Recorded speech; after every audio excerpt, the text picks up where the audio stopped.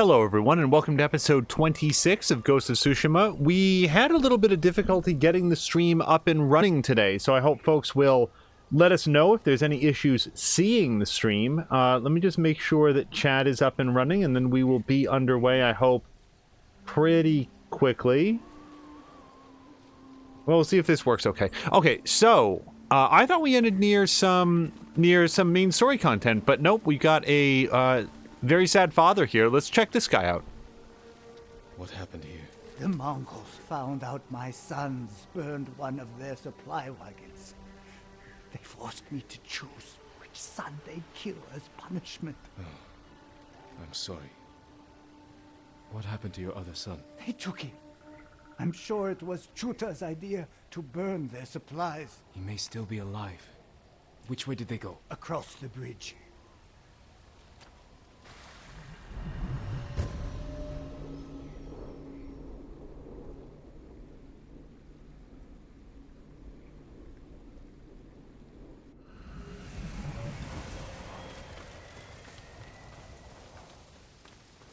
Don't think we need any more poison. I think we're pretty good on that.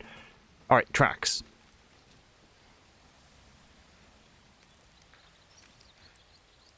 Remember how long we were in black for the last episode, but we will probably switch it up a little bit. Like to have different colors every once in a while. Helps keep the outfit fresh. I remember one of the not biggest regrets or anything, but something that really left a mark on me was I played a great deal, like finished the whole game of Rogue Galaxy, and it wasn't until like starting to investigate the post-game content that I ever switched to any of the other playable characters, and I realized, oh, I really missed out on some fun other combat styles and control styles, and I was like, okay, I'm not going to make that mistake again. Let me switch around. And of course I have made that mistake on plenty of occasions. So we could kill that guy on the horse, kill these two guys.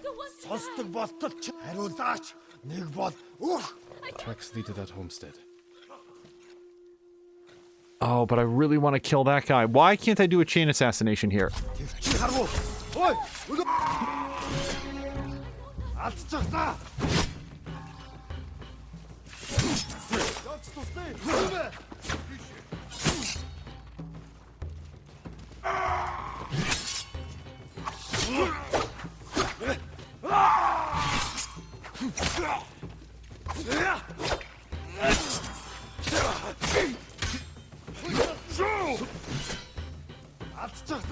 I don't know why I'm ducking, by the way, and that's not quite the button I was aiming for, but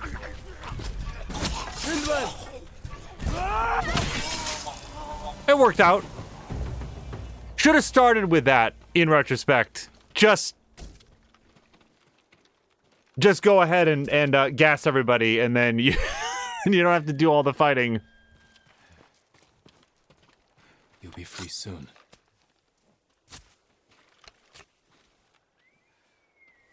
There's no way I can repay you for this, Lord Sakai. You don't have to. Just tell me, how did they capture you? I was traveling the roads, looking for help. But I can't see well at night. Didn't see the Mongols camped along the path until it was too late. If they're still there, I'll take care of them. Go. You're free.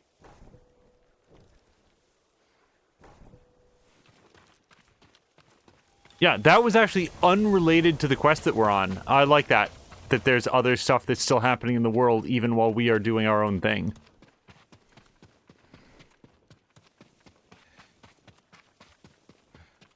We're recording this while the Game Awards, Jeff Keighley's big game award show, is happening.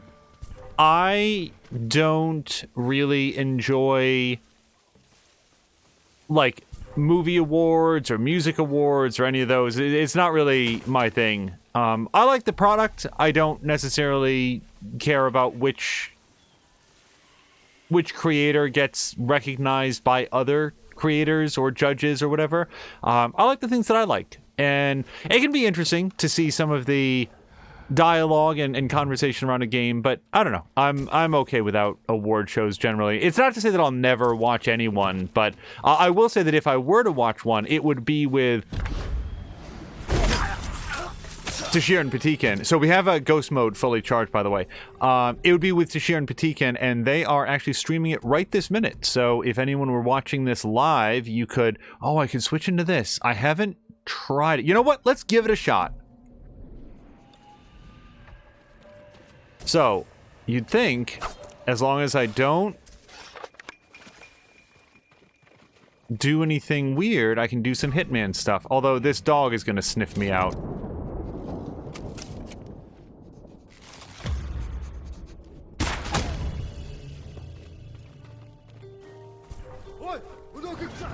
Okay, I'm not sure that this is the big, massive delay in them seeing me that it was advertised.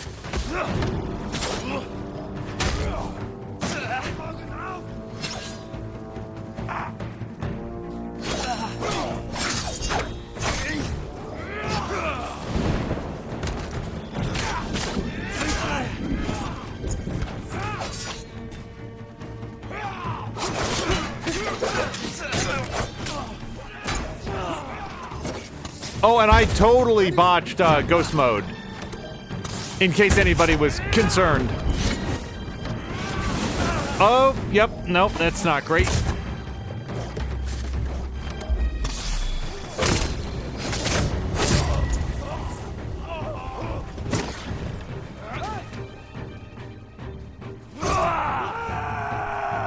Nope, I'd really like to hit that guy, please.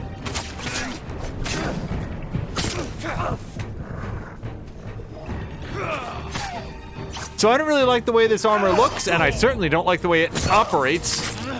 So I don't know that I'm going to wear this set again. I thought it would be a little bit like Hitman, where the guys had to get really close in order to notice you, but instead it feels almost as good. Oh my gosh, Club, thank you so much for the resubscription. Club, I hope that you are having a great week so far. And is it... Do I remember correctly, is it Saturday when your Phoenix Point stream is going to be?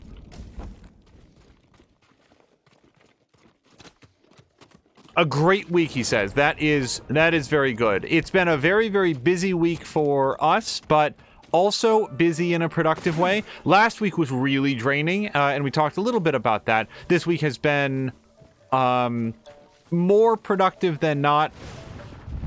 You know, some ups and downs. I do not know why I'm continuing to wear this outfit, by the way.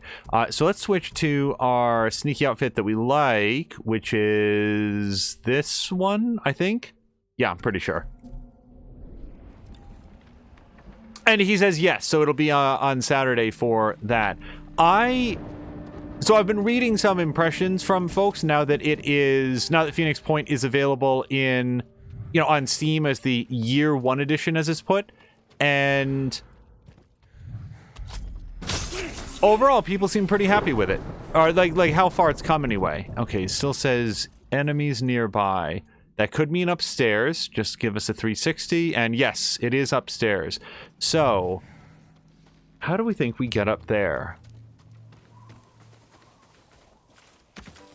In other news, we have reinstalled XCOM 2 in preparation for doing a stream, and had hoped to do it yesterday, had hoped to do it... Oh! This person was right here.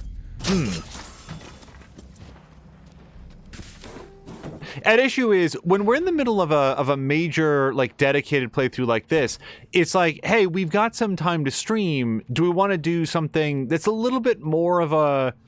like a... not really an audition, but sort of a side thing like XCOM, or advance our main game? So it's... You're going to be all right. Sort of depends what it comes down to. By the way, Club, if you have... Thank you. Hold on. Your father told me about his choice to save you. Save me? The Mongols asked him who to spare. My brother's name left his lips without a thought. When he saw they meant to kill Genta instead, he begged them to take me. I can't face him.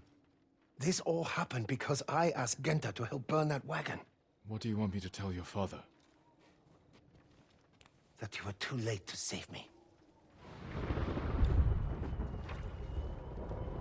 So I don't think that this is going to be a situation where we are afforded any choice in the matter, but ultimately I feel like it's up to that guy, you know? I don't know. I don't really want to visit any more pain on this father, though. I don't know. This doesn't feel good, but, you know, their family's business is their family's business. It's not Jin's. Hello to Brian and Mia.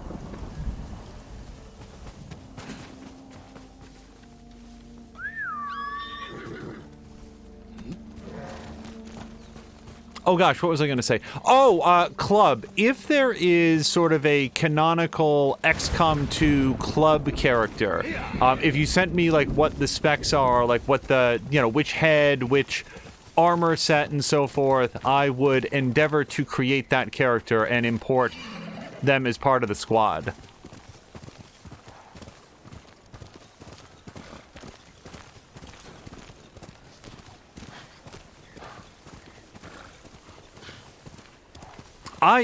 Mia just did the shout out. I have still not played Chimera Squad at all. Okay, I don't see really any reason to face these people head on. Oh, I've got ghost mode. We should use that.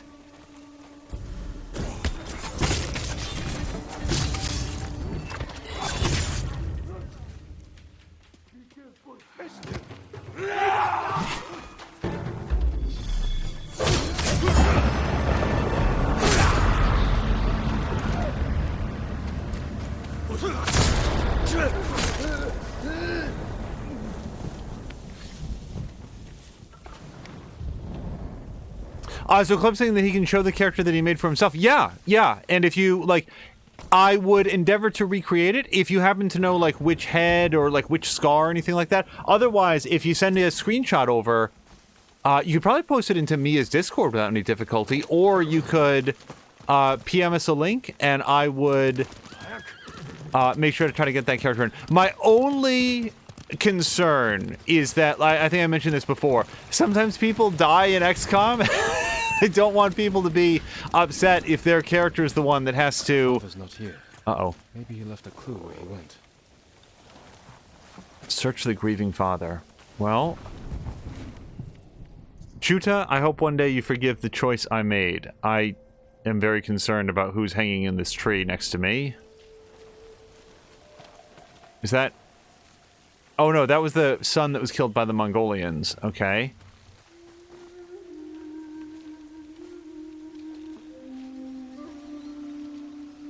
Club says that his character is called the Commander.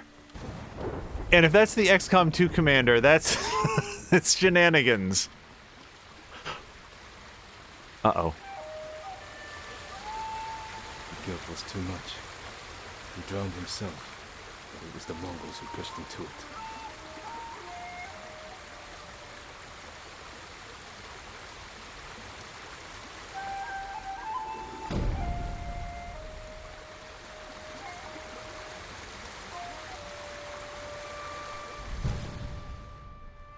Charm of Fire Doctrine. I want to say that we have one of these. Burning an enemy has a 15% chance to terrify other nearby enemies. Yeah, we have that on someone. I don't know that we're going to apply it to another one. Now the question is there anything else, like, on the map? We can go do this, but I'm going to tell you what. I want to go do some main story stuff, because that's, among other things, what we put on Twitter that we were going to do today. And if we take a straight shot up, we should uncover part of the map as we go.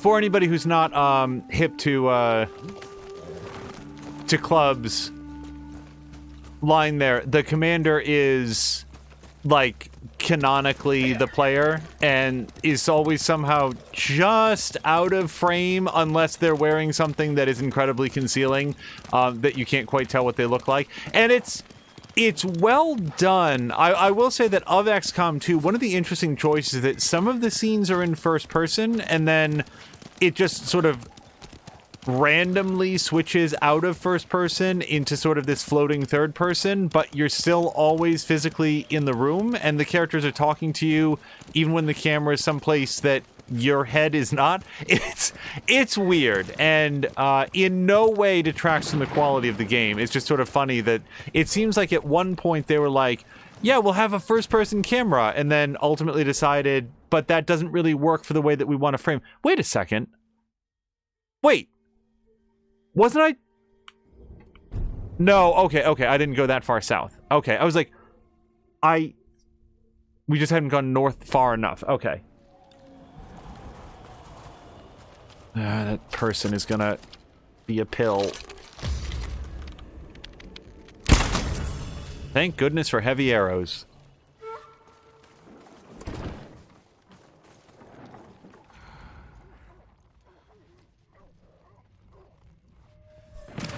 Oh, you know what? I want to use some... Oops, hold on. No, this poison dart. Yeah.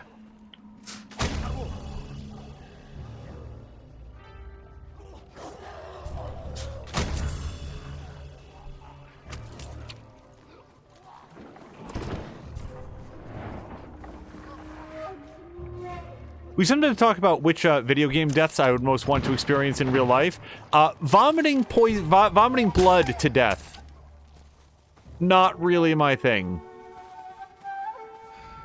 I feel like there was at least one more dog. No? Well, maybe not. Challenge remaining enemies. No thanks. I'd rather just, kill them from afar. Also, look how many remaining enemies there are. This is all part of one camp, yeah?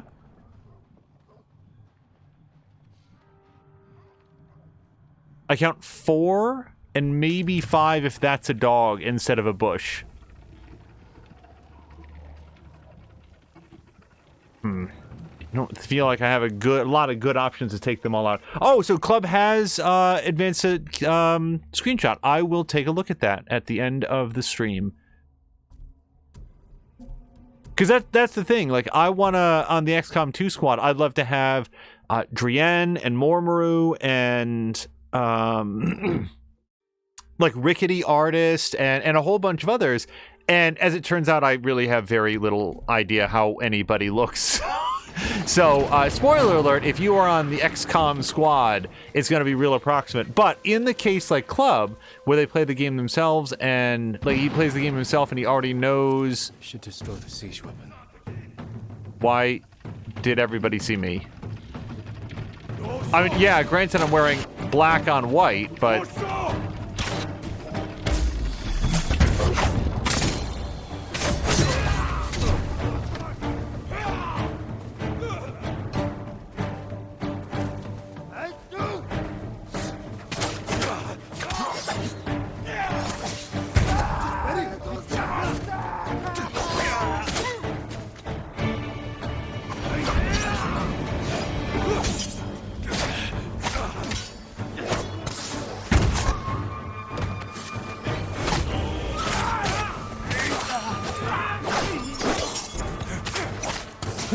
No, boy, that hurt.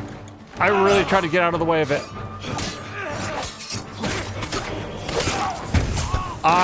So, just so you know, there is an animation delay before you can dodge sometimes.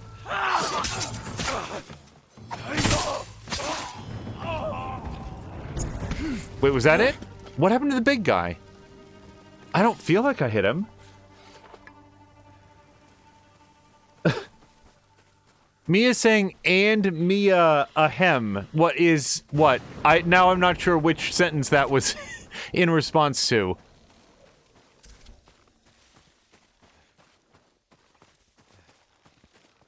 Oh, destroy.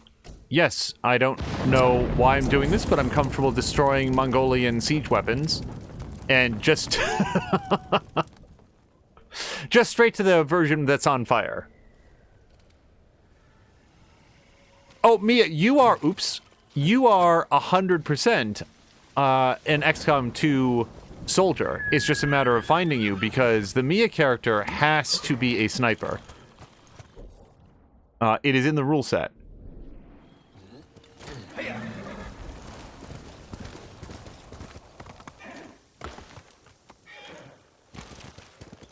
Oh god, I kind of want to go fight those guys, but also... Oh, wait, no, I think, actually... Yeah, alright, these folks are on the way.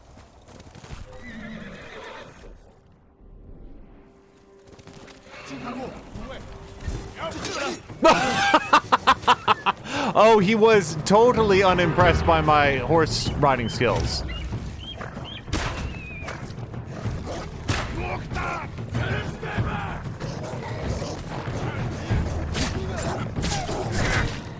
Come on, come on, nope, no, okay, so this is looking pretty dire.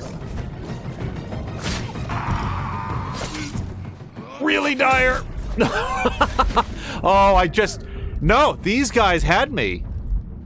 Between their well-trained dogs and their bird that was so irritating that I just couldn't resist putting my first arrow in there. Oh, club votes for Ranger. I will see what I can do.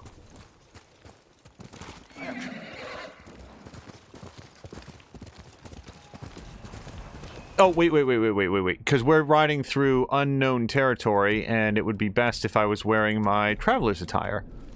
Let's just give a little ride left and right, uncover this part of the map, at least a little bit. Yeah, Rangers in XCOM 2 are super good. Like, at least of the base classes, there's no base class in XCOM 2 that I don't want to have along on the squad. And one of the things that War of the Chosen added was a couple more sort of specialty classes, like prestige classes or whatever. And what's neat about that is that way when you get up to your full squad size, that is 6 if I'm remembering correctly, you can actually have like a different role filled by every soldier on the crew. And that's nice when you can go out with a full complement of different guys and there's no double ups.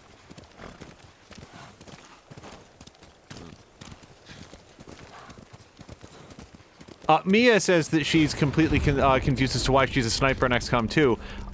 It's because you're a precision marksman. One shot, one kill, lay down a kill zone across this area and put a bullet, or a plasma round as it is, into anything that comes down that ramp.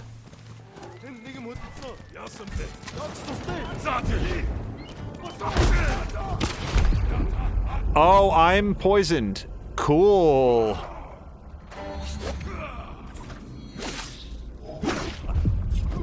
I'm just gonna be dead now. Yep, no, so Jin is also like, you can tell, blurry and also non-responsive. Yeah.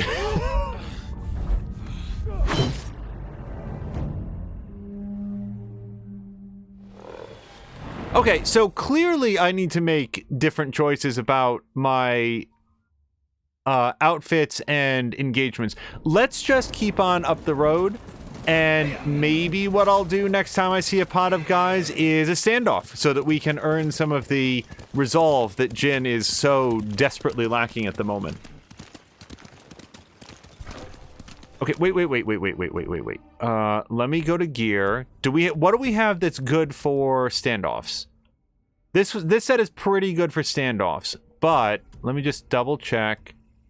I want one that's gonna make the No, wait, what am I saying? We have a set that's very good for standoffs. It is Jin's... Yeah, antler armor. Here we go. Throw your blades!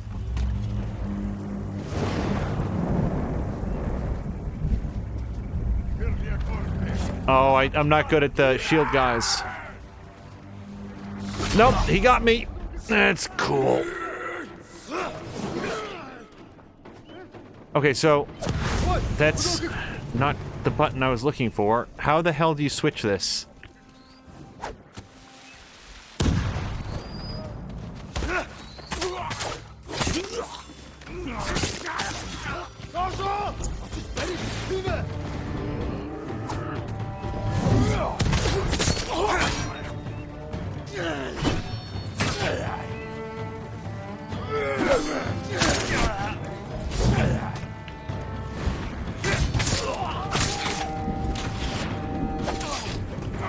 Okay, I don't want this spear guy to get me again.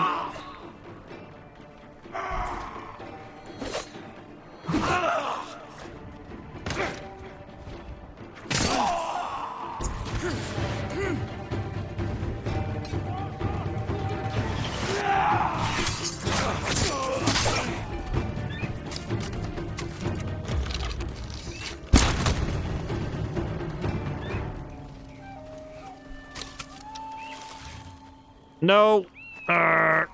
Don't get away. Where'd he go?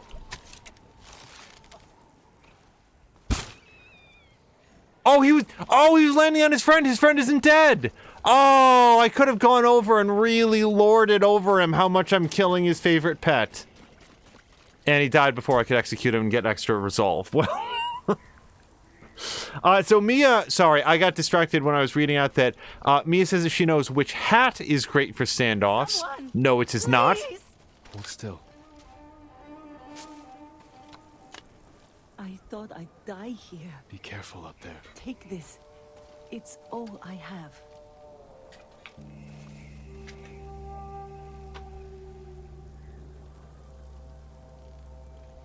Okay, we don't get an explanation of what he got. I suspect it was some supplies or something. Okay, back to this, and back to this.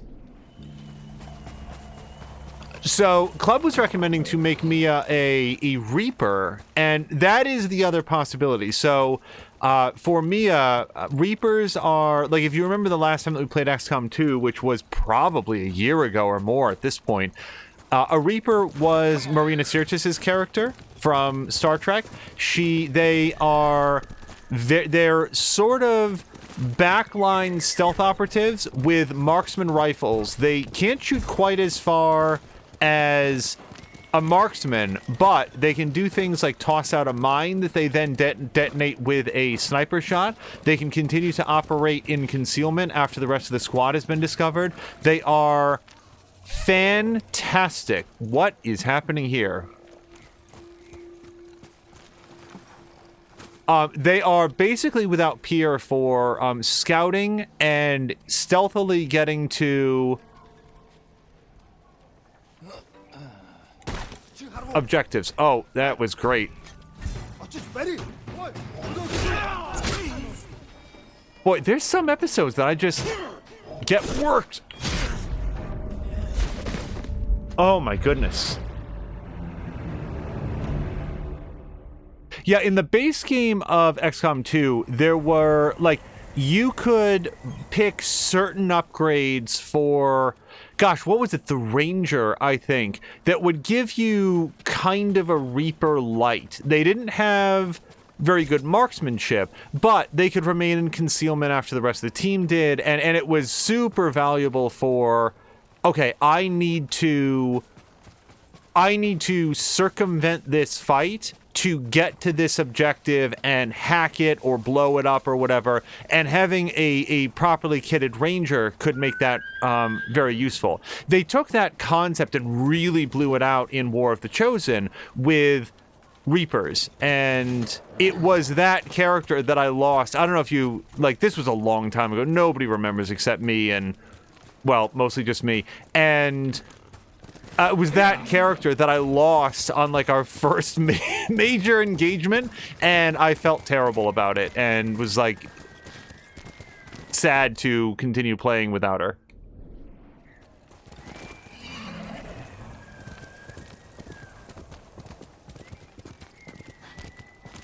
So this is the first stream that we've done since the actual release of Cyberpunk 2077. That game, if you're watching this at some point in the future, just came out, I don't know, yesterday or today. As you can see, we're not playing it here. And the more that I'm seeing about it, the better a decision I think that was. I didn't know what kind of state it was going to be released in, but given the amount of effort that CD Projekt Red put into making it absolutely perfect, I had kind of thought, well, if nothing else, it's going to release in a steady state. You know, they know a lot about building games now, having done The Witcher 3 and then leveled it up, patched it up a whole bunch.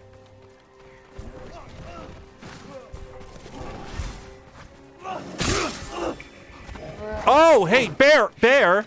Excuse me. Come on, man. I was helping you out with those jerks. Wanted to kill at least one of them for the resolve it would get me.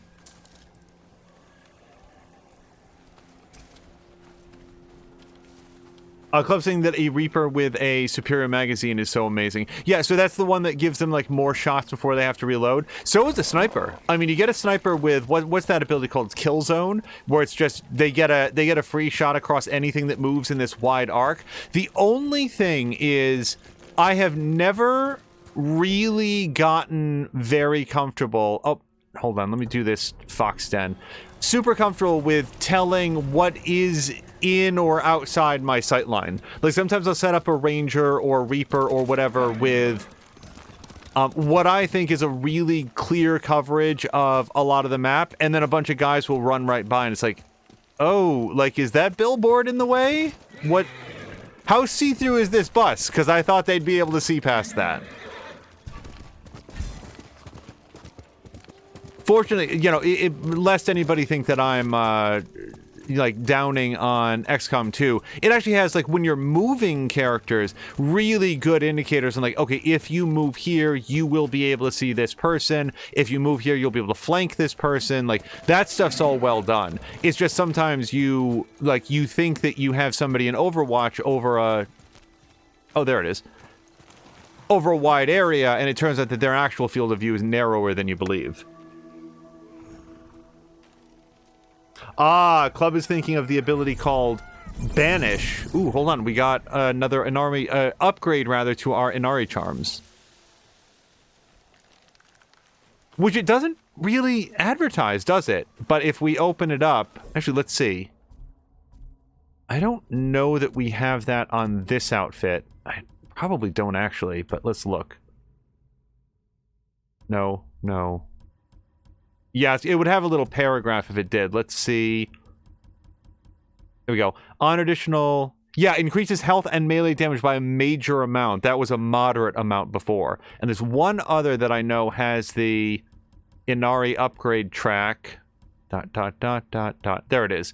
Reduces enemy detection by 15% and increases resolve gains by a moderate amount. Huh. I thought that also said that before, so maybe I have to upgrade it again.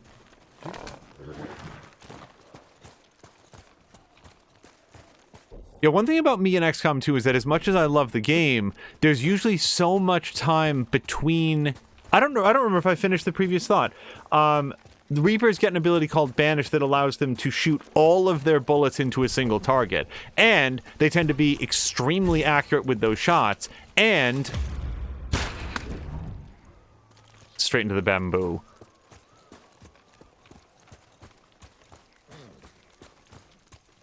I believe their rifle has an increased crit chance as well. So, yeah, Reapers can really wreck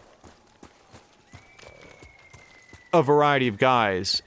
The only thing to know about them, and we'll cover this, I'm sure, in my playthrough, because there will doubtlessly be at least one instance where concealment is broken and everybody takes their shot, except for my trusty Reaper, who, of course, is going to remain in concealment because that's what I would want them to do, and not take their shot, and I will feel disappointed because I forgot, oh wait, they're gonna remain in concealment. Oh, hello to Azaric. Azaric, Thursday has gone very well. I hope that yours did as well, and are hopefully gearing up for a nice weekend. It is not showing me where I want to go, so we're gonna go to here.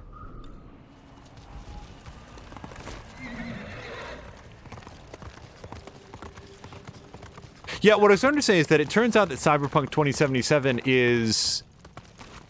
Okay, hold on. I'll follow you, Yellowbird. No, you know where Yellowbird is going to lead me? It's going to land right on the porch of this building, because this Yellowbird does this over and over and over again. As far as I can tell, there is no way to climb this building. I don't know what it's trying to draw my attention towards. Maybe this building will open up a little bit later in the story. That's my best guess. So Azaric is saying... Oh, hello to Ricardinho. Ricardinho, I hope you're also having a good week. Azaric's saying that as it stands now, he won't have to work this weekend. He'll work Monday and Tuesday, and then he's off for 5 days. I would look forward to that as well, and I'm looking forward to something very similar. I've got 6 work days left until my vacation. So I am super looking forward to it. It's tomorrow, and then all of the following week. And there's a bunch to do between now and then. So, remind me, do I sell...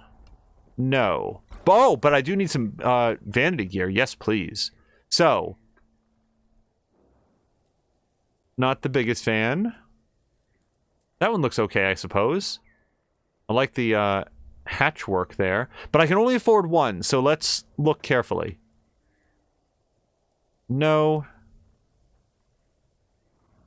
Alright, that's pretty cool. I don't like how ratty the hat is, though.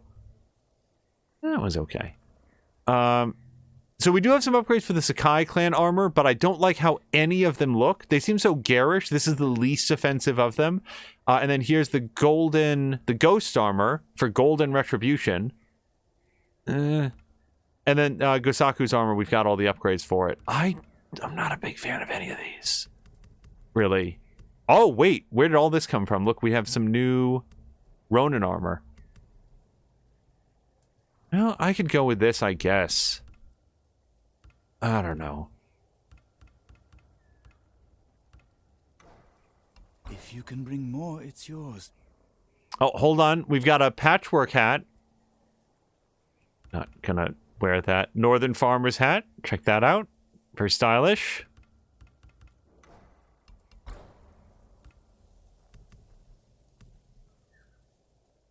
Yeah, I'm gonna buy a bow. Vanity gear. Your fight.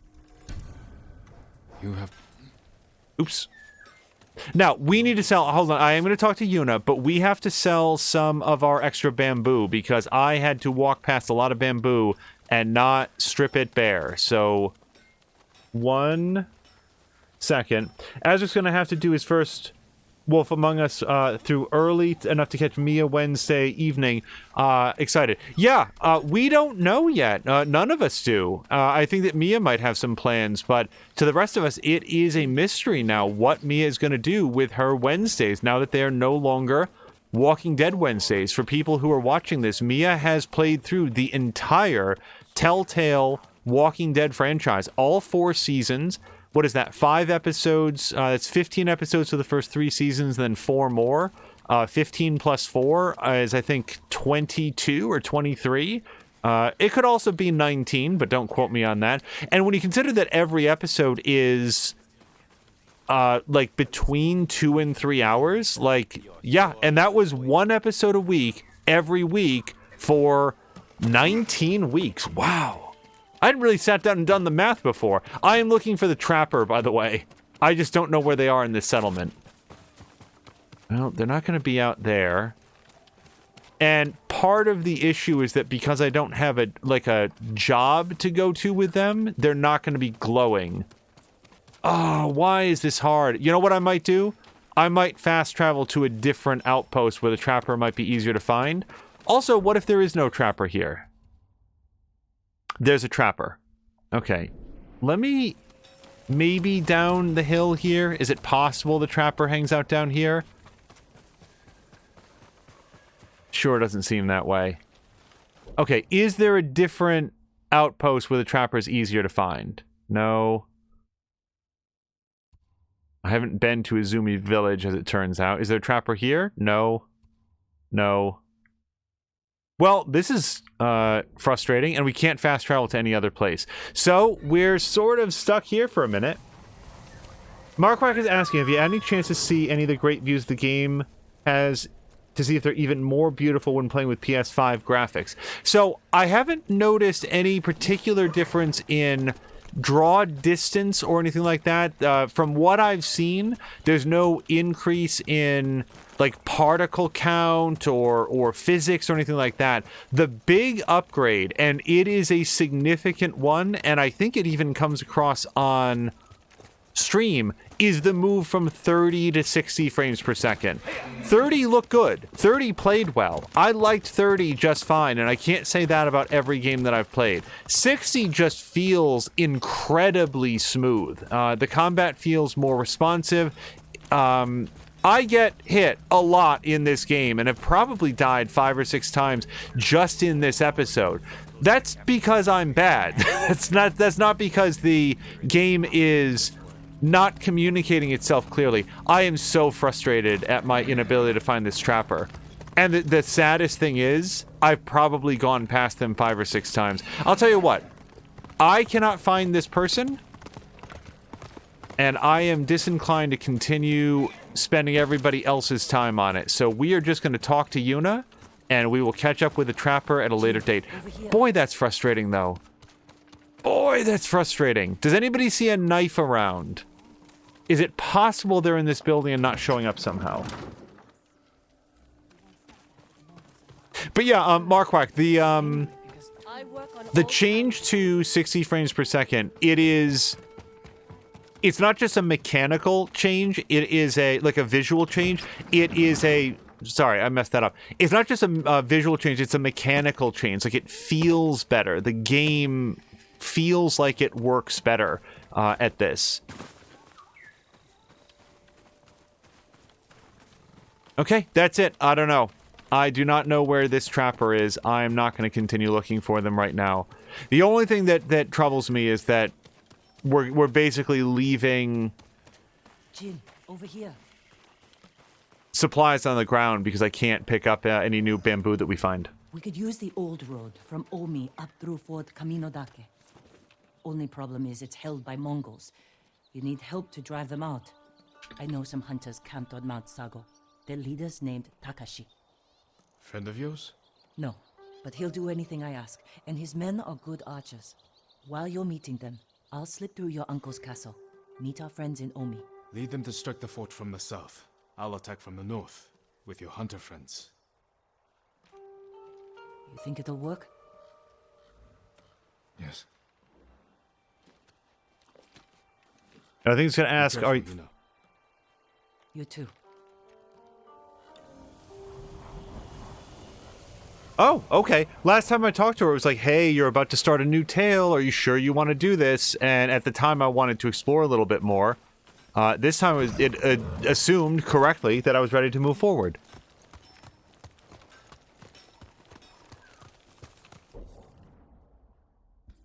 Yeah, if they do a more thorough PS5 upgrade for this game, where they, do adjust other graphical qualities, that would be interesting to see.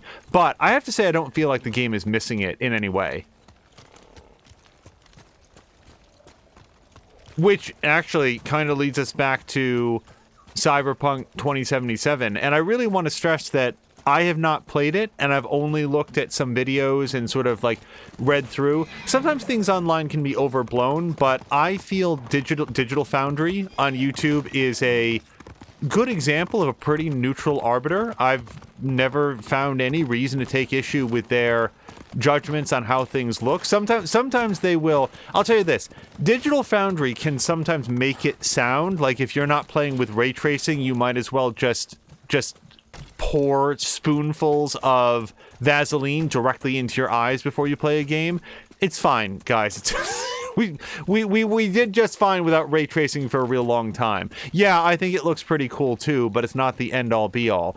That said, after you get past their sometimes extremely precise vision on what is and is not firing at its absolute peak, they do present I think a very thorough and fair-minded technical analysis, and they are not super pleased with the way that Cyberpunk plays on the previous generation consoles.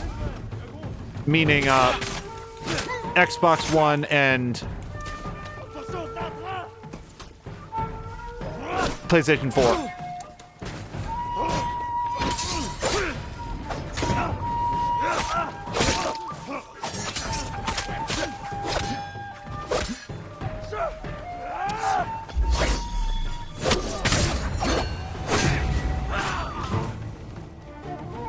It's also possible that I would have more resolve if I didn't spend so much resolve.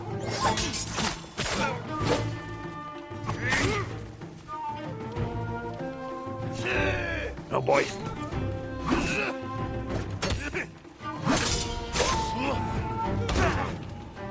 Excuse me, sir. I just want to stab your friend to death.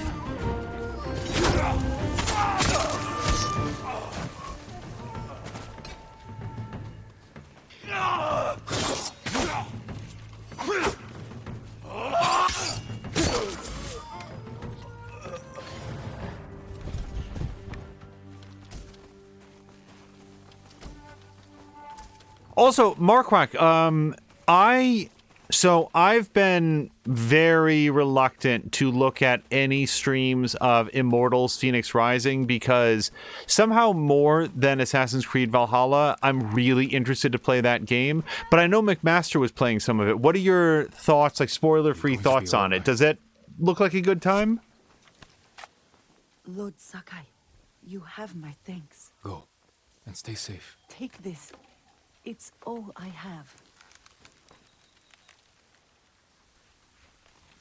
That and Yakuza. I've seen a little bit more of McMaster's stream of Yakuza Like a Dragon, and that game seems super cool. And I know that in the United States here, it's not called Yakuza 7 anymore, but the fact that it is, like, I know it's not a follow-on to the existing Yakuza franchise. It is a brand new story with brand new characters and all that, but just the fact that it is the 7th game in the franchise, I'm having difficulty moving past my natural urge to play all of the preceding games, which would take probably 400 hours.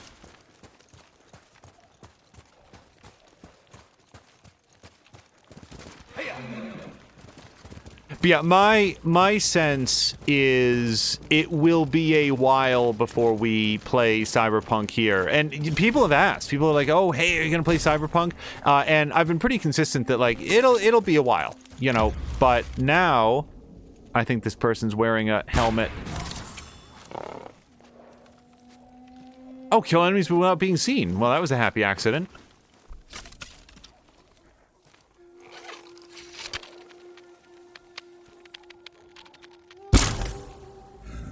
Don't fall off. Okay.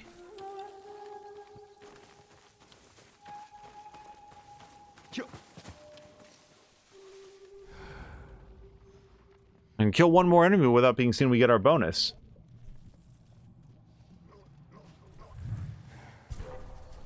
Dun dun dun dun dun. Oh crap.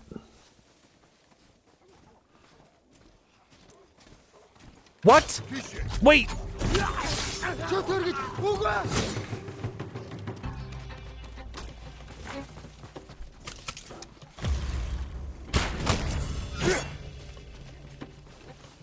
I need to not fight next to this post.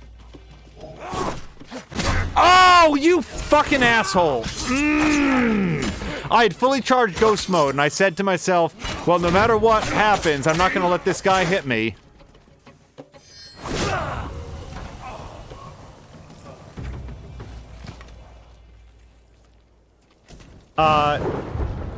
Marquardt saying, one of the side tasks in Yakuza Dragon really got its teeth into McMaster, and he spent a great deal of time with it, and he really enjoyed that particular part of it.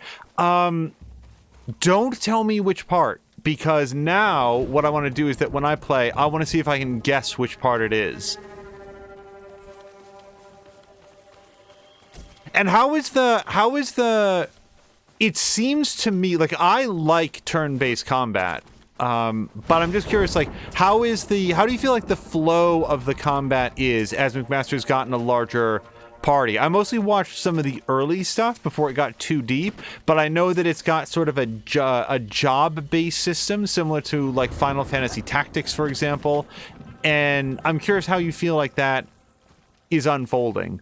Oh, hey, speaking of turn-based stuff, two games that, as far as I know, have no turn-based option at all, Pillars of Eternity and Tyranny are both free on Epic this week. I cannot speak for Tyranny yet, but I have played all the way through Pillars of Eternity, and it is a very good game. Hold on one second as we read about Mongol Helmet, a heavier variant of the basic headgear worn by Mongol warriors. The Mongol helmet is made predominantly from iron and hardened leather. Typically fashioned into the shape of a rounded cone, it includes ear flaps and a lamellar neck guard for greater freedom of movement. I hope I've pronounced that right. For added warmth and comfort, fur is used in the lining and trim of the helmet.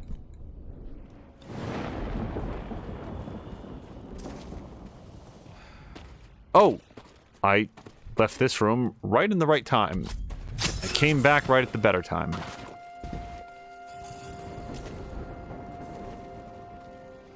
Also, how...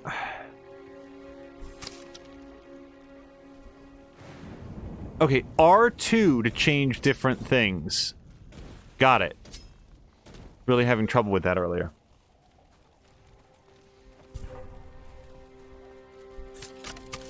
I want to read Marquard's statement as well. Alright, so... Oh, yes! Hallucination dart. Let's have the big guy kill his friend.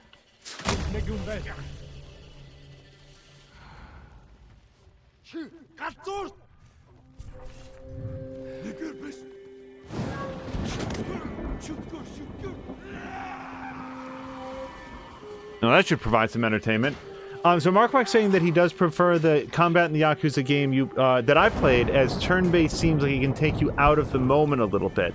But it does add some strategy for some of the fights where you have time to think about what you're going to do, at least from a viewing perspective.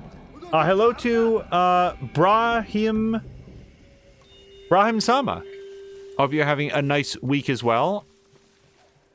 Alright, this man is still crazy, which works for me. I don't see a lot of benefit to killing him straight up.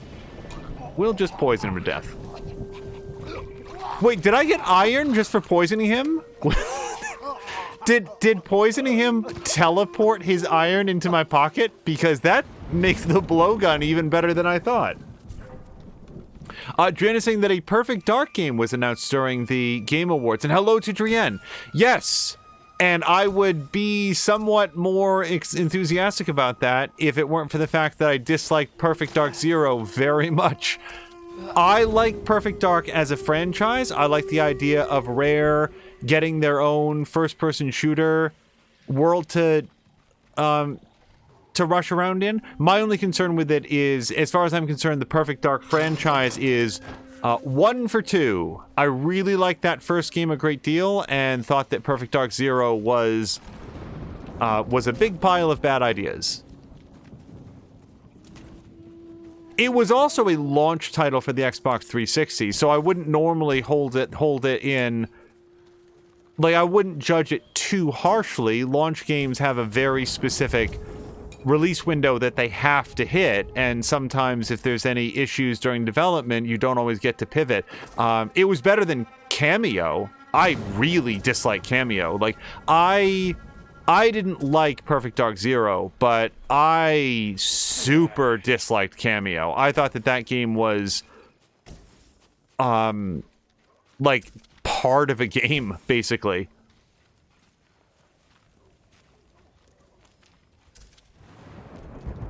Mark says, as in the Yakuza game that I played, there's some content that is culturally problematic with the portrayal of female characters, so something to be prepared for. That's kind of the Yakuza way, and I struggle with how much to address it, because I have my cultural perspective on it, and the people that make the Yakuza games have a different one. And although I don't like the depiction of women in some of the games that we play, I want to find a way to say, this is not cool for me, and also it might be... Okay. Coming from developers for whom this is not malice, but, like, humor. I don't know. It's something, like I said, that we struggle with. And part of that is, I try to weigh, do I feel like there's any sort of ill intent here? Oh, you get Ghost Meter for killing the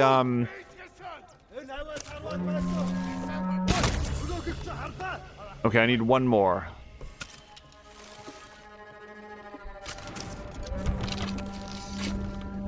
Oh, that was nowhere close.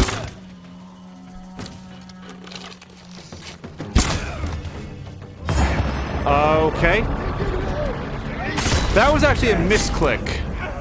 Let's see if I can make it over there before ghost mode runs out.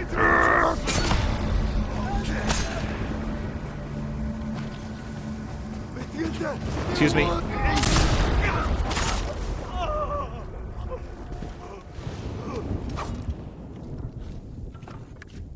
You know, without you know, I would defer to chat and a lot of our longtime listeners on how they felt that we handled things or that I handled things in Judgment, because that's the game that Marquak is referencing, and there's some stuff in Judgment that is pretty uncool, and if it was an American developer, it would sing a lot differently. However, it's not coming from America, it's coming from a different country with different cultural norms, and it's not necessarily on me to say the people that made this are reprehensible, because they're making a game first and foremost for, like, from their own perspective. So I feel like it's okay for me to say, this is super ugly, and I don't like it, and I don't agree with this portrayal, and still,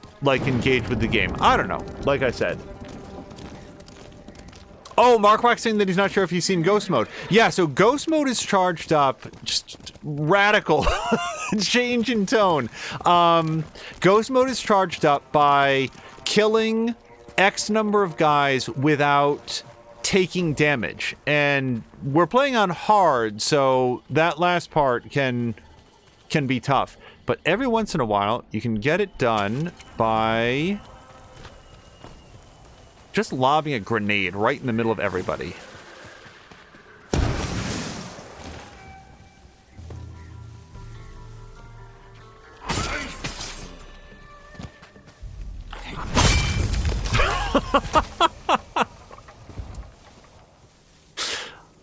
I will never stop enjoying his I can snuff out a candle with the wave of my sword. I'm so precise, except instead of a candle, it's a life.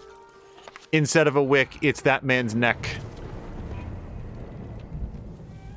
There's also a suit of armor that Jin has that reduces the requirements for Ghost Mode by a couple kills, and it makes it actually a lot easier to unlock. I am also the master of getting Ghost Mode fully charged up, and then taking some menial hit from a random boar or dog or something. Something that's like, really? You couldn't you couldn't stand just 18 inches further away?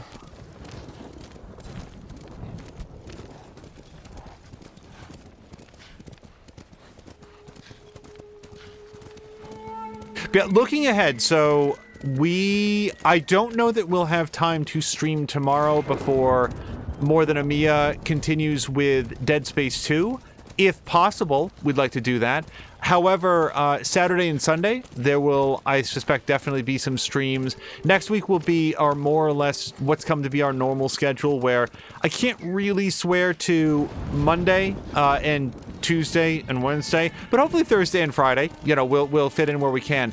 But then after that, that's when vacation starts, and it is going to be hopefully a nice wide open array of time that we can use to, you know, one of our goals is to, I'd say, finish up Ghost of Tsushima before the end of the year.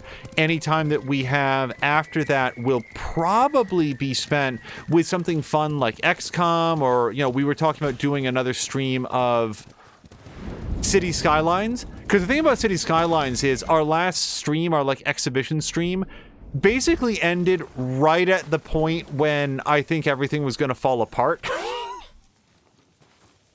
Oh yes, Drian, any time on the shout out. So it would be fun to continue that city. Is the thought.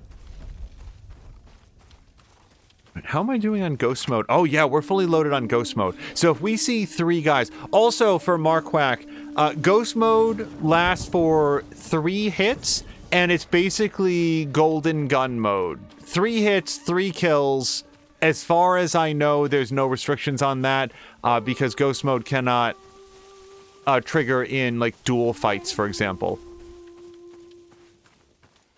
Oh, please be a trapper up here. I would love that. We see a merchant.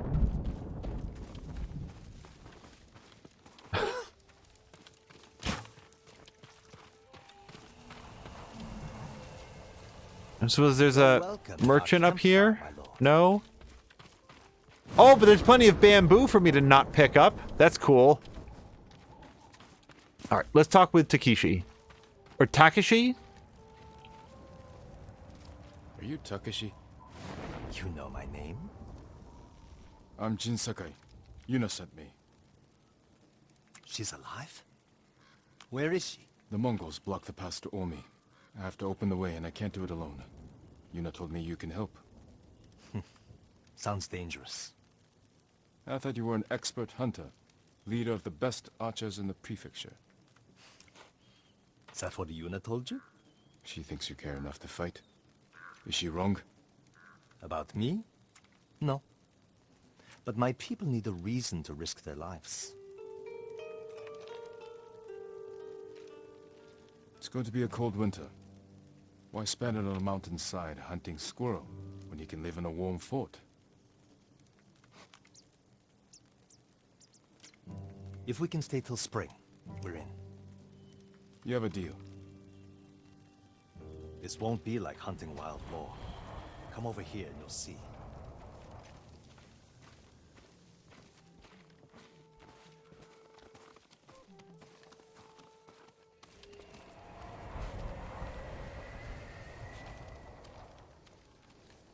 Mongol archers guard the gate. Patrols ride in and out all day. If we can get in from this side, Yuna and the rest of my friends will hit them from the south. Yuna will be there? All right. The fort was built around the cliffs. We can use them to get inside. Woodcutter camp. Supplied lumber to the fort. Haven't seen anyone there since the Mongols showed up. How good are you at climbing? Better than average.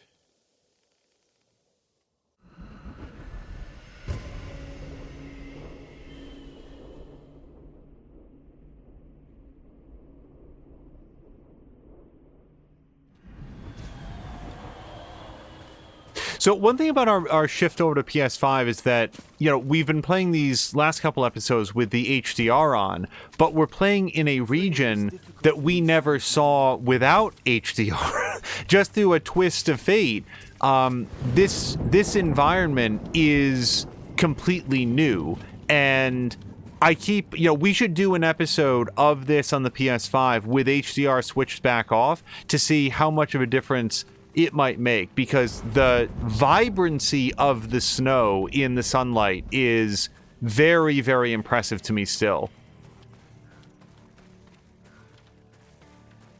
So Mia and Drienne and Azaric are referencing Mia's completion of the final season of The Walking Dead, and we will not have, you know, I'm not going to say any spoilers here whatsoever, but yeah, I would say, so I guess there was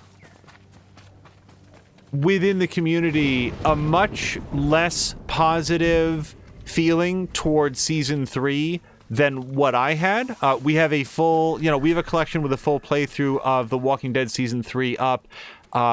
My reaction was, it turns out, more positive than many people's. Even within that, however, I would say the final season is, there is a sizable increase, like a noticeable increase in quality, particularly in some of the facial animations, the eyes, the quality of lighting, and the storytelling. You know, obviously I can't go into details, but if anybody felt disillusioned after the 3rd season, it really is worth coming back for the 4th. So we've got a brand new, oh, I like this. Yeah. Let's actually equip that. And I think it's high time that we change outfit color. So we're going to go into, we haven't been white in a super long time. And I'm also going to change our headband. Let's get some color up here. Oh, this is the other thing for Marquardt. The different, oh dear. Hold on. We might have a dead controller here. Cool. So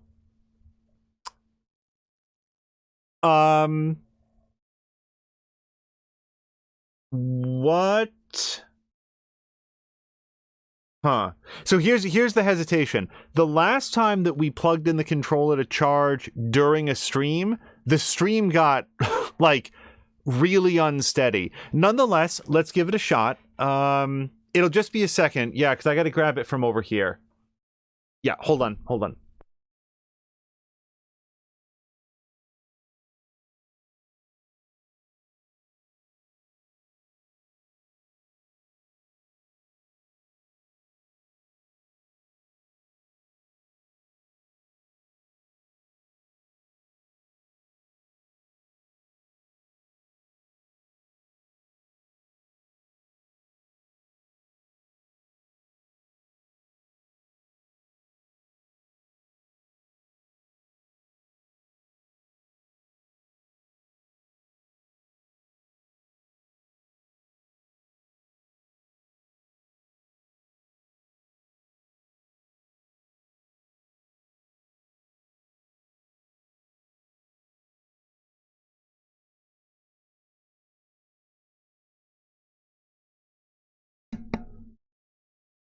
All right. So, if people in chat can let us know if it starts, specifically the last time that we had to switch controller connections in the middle of it was a PlayStation 4 stream, granted. The stream got like weirdly macro blocky and it kept like sort of glitching out. So please let us know if that happens. I did not switch outfits. And what I was going to say to Marquack is that switching like this took longer on the PS4 because it took a bit for it to load in the texture of whatever the new thing was. No, that's okay. I don't want white on white.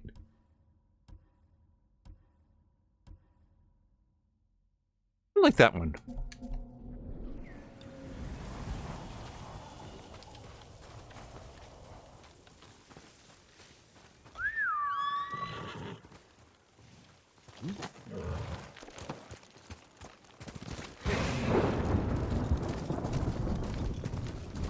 Nope.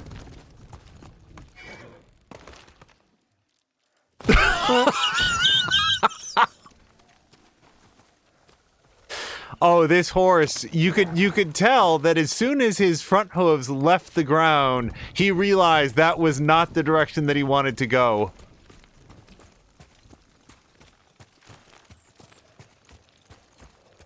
Yeah, the final season of Walking Dead, as much as anything, made me... How do we get down from here? Made me even sadder that the team from Telltale isn't...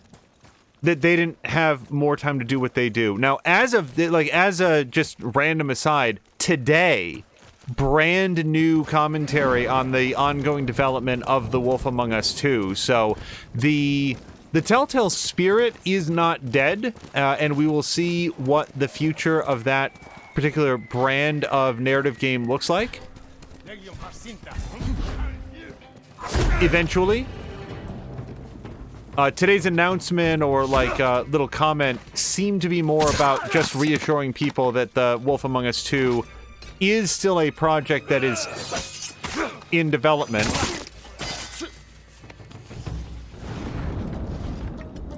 As opposed to saying anything specific about when it'll be out.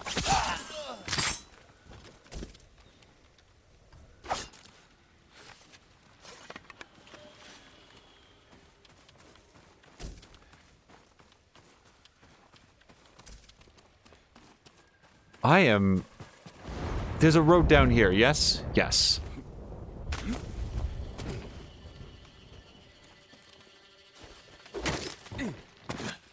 As we're seeing, that tweet that they released kept the hype going as well as supposed other titles.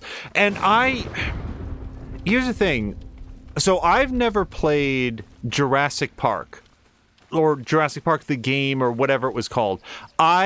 I don't know what it is about that Telltale game that it seems like commonly held that that's the worst of the Telltale games. Someday that's on the docket to be streamed, and I will be going into it with the knowledge that this was not well received. Aside from that, I mean, like, what was the least good Telltale game that I played? I don't know. Nothing really comes to mind. I'll think about it in a second. I won't want to be too specific for spoilers, but overall, I had a real good time with pretty much the entire catalog that I played, and that includes, like, Minecraft Story Mode. I could give a crap about Minecraft at all. Like, it has no characters and no story, and it's not something that I would possibly expect to have interested me, and I enjoyed season 1 a whole bunch, and we're gonna do season 2 someday. I think sneaky armor.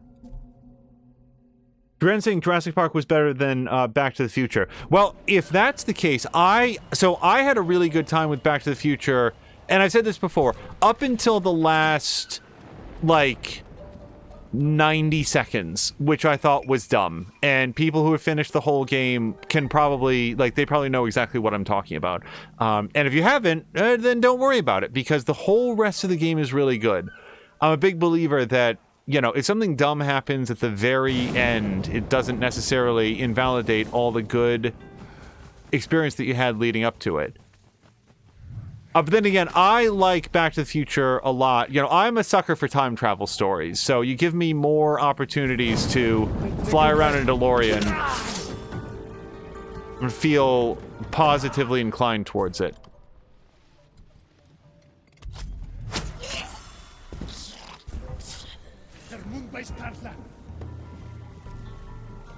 Alright, so he's gonna try to blow his horn.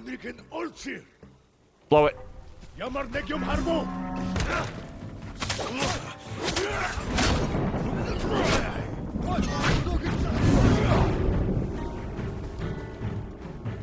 Oh, I really want a third guy, though.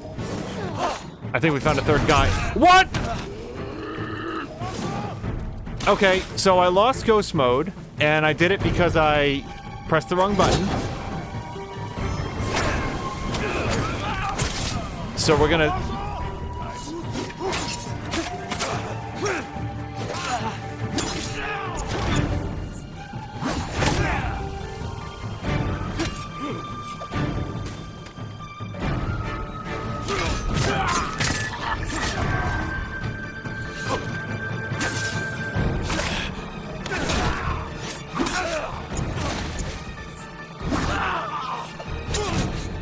I don't know why my...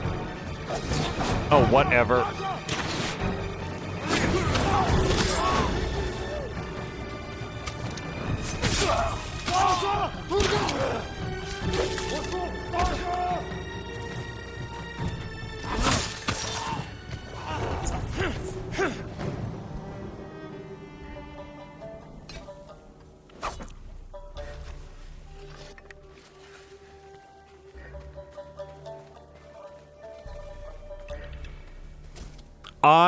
Oops. Also want to switch back to Traveler mode, because I want to see if Wandering Firefly has anything to say about collectibles in this area. And he does!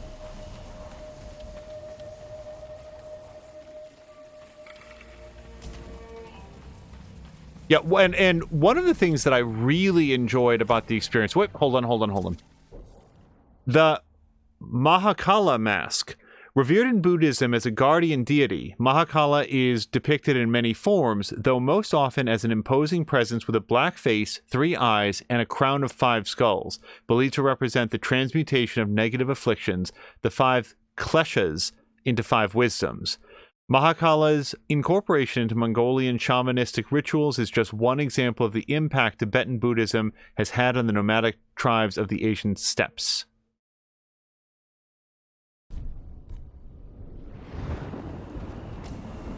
It added a lot to the experience of The Walking Dead to play it sort of in tandem with More Than a Mia.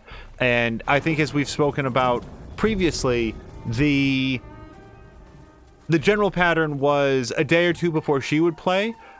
We would play here, we would record it in its entirety. It would not be put up until after Mia played, but that way we could watch Mia's playthrough, and it would be like our playthrough was untainted by her experiences, and she was untainted by ours. And then we got a chance to talk about it afterwards. And that is how, back in the day,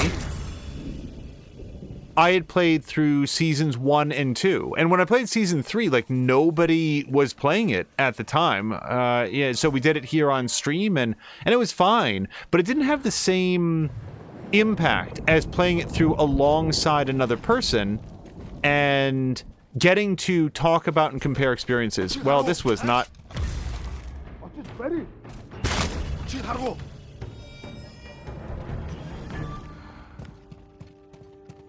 Hold on. Okay, they didn't hear. Alright, I wasn't sure if they had heard that man yell out.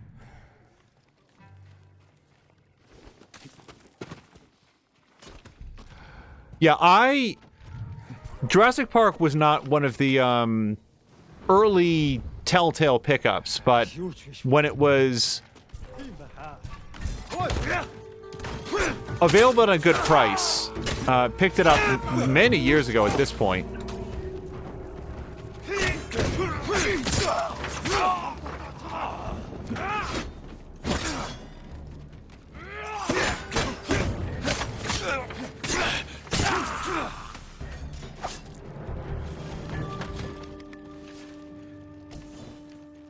Adrian saying, talking about it with someone who's feeling the same things, experiences the same journey as you, makes it so much better. Yeah, and on that note, also just talking about places where there are differences. I've made the case, and probably here, even during this stream, during this series of Ghost of Tsushima talking about it, but different dialogue choices can really change the feel of a scene, and sort of the color given to a scene, and as a result, I disagree with people who take the stance that, you know, choices don't matter in these games, because it doesn't have to be a major plot reveal or a huge story twist to have its impact on how you feel about what's happened. And there are a number of places in, you know, my playthrough where I looked at the choices that Mia made, and the scenes had a very different sense to them. I thought that was really interesting.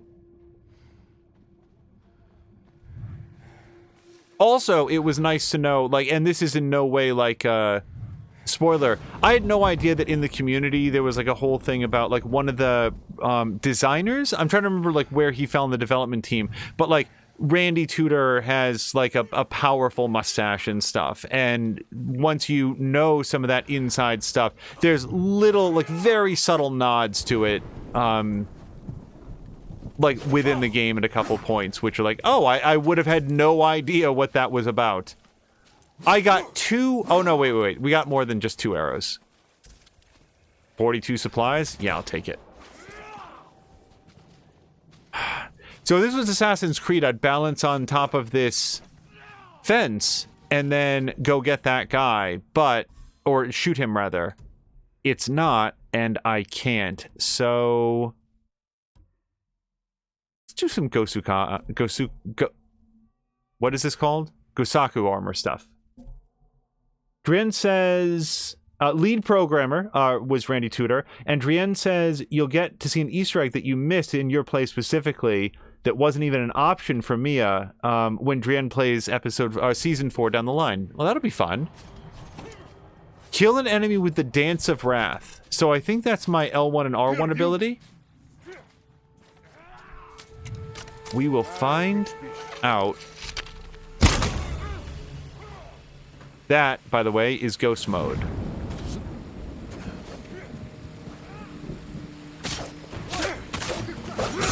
Oh, I really wanted to Dance of Wrath him.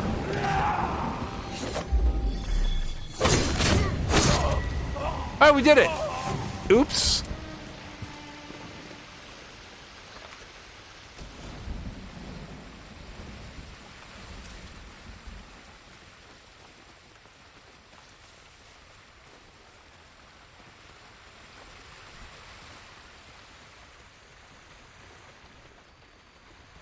All right, let me switch back to our exploration outfit.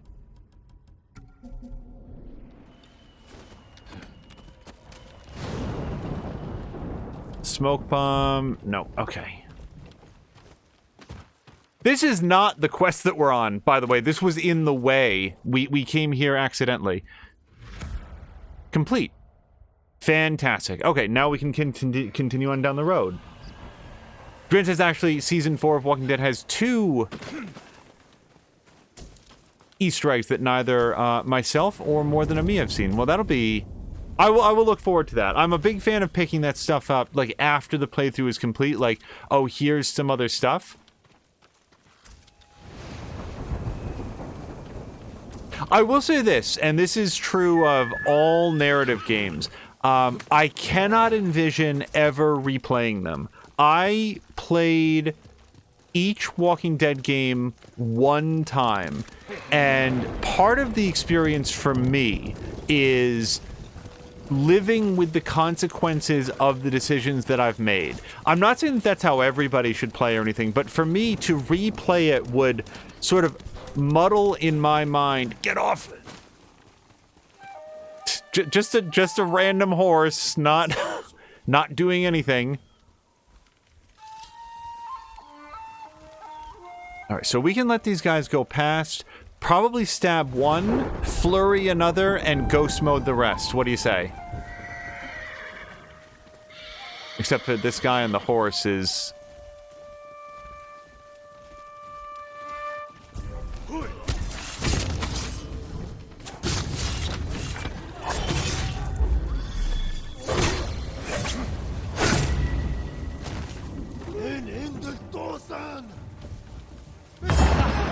If I don't use this, it's just gonna get knocked out of me, so...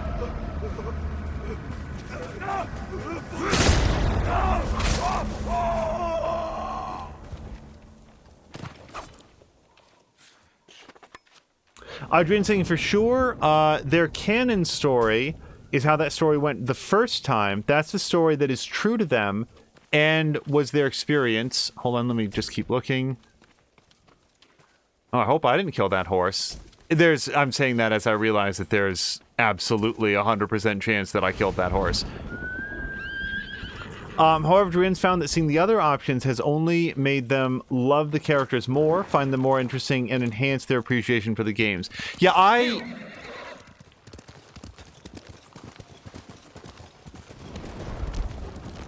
Yeah, my thing about replaying narrative games is...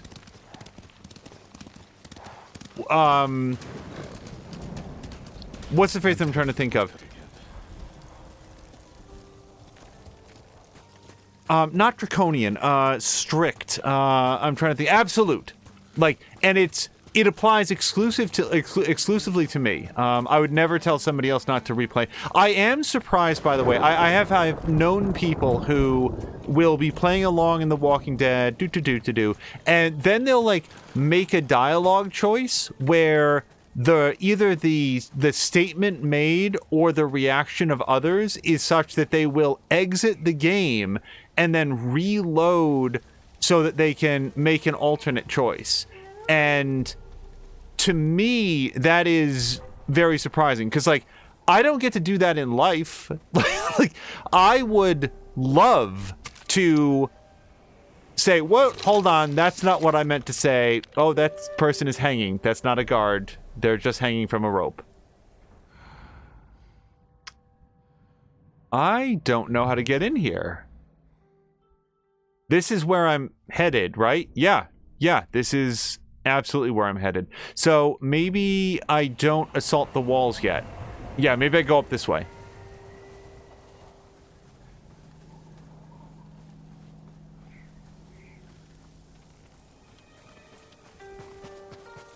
Adrian's saying that you should definitely stick with your original choices and move forward with those consequences. Yeah, that's how I feel.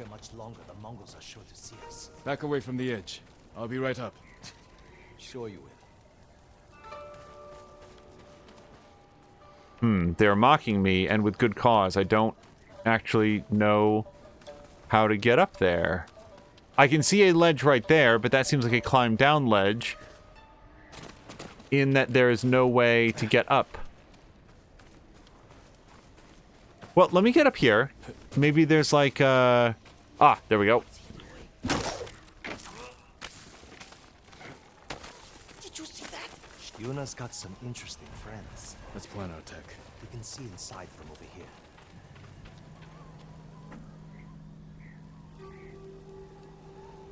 Archers on that ridge will have a good view of the courtyard.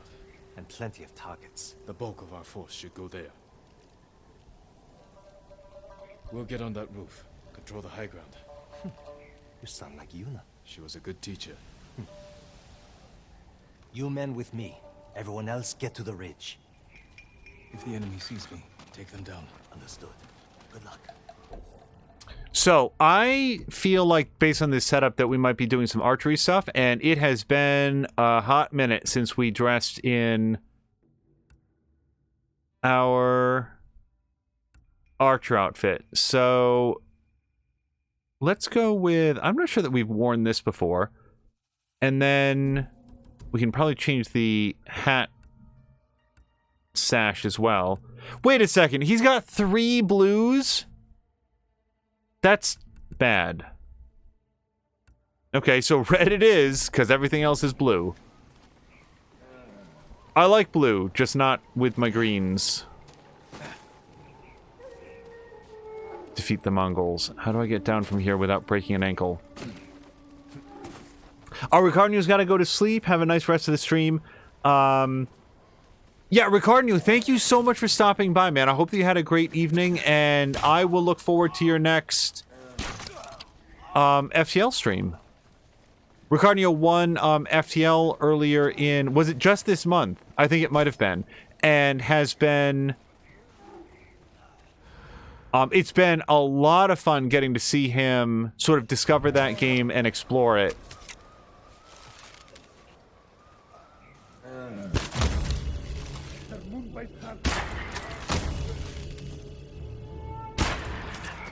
Whoops. That wasn't a hit.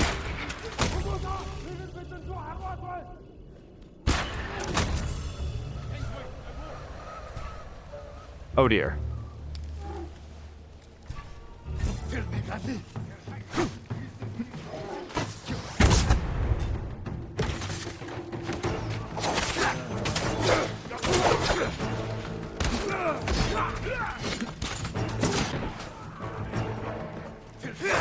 Nope.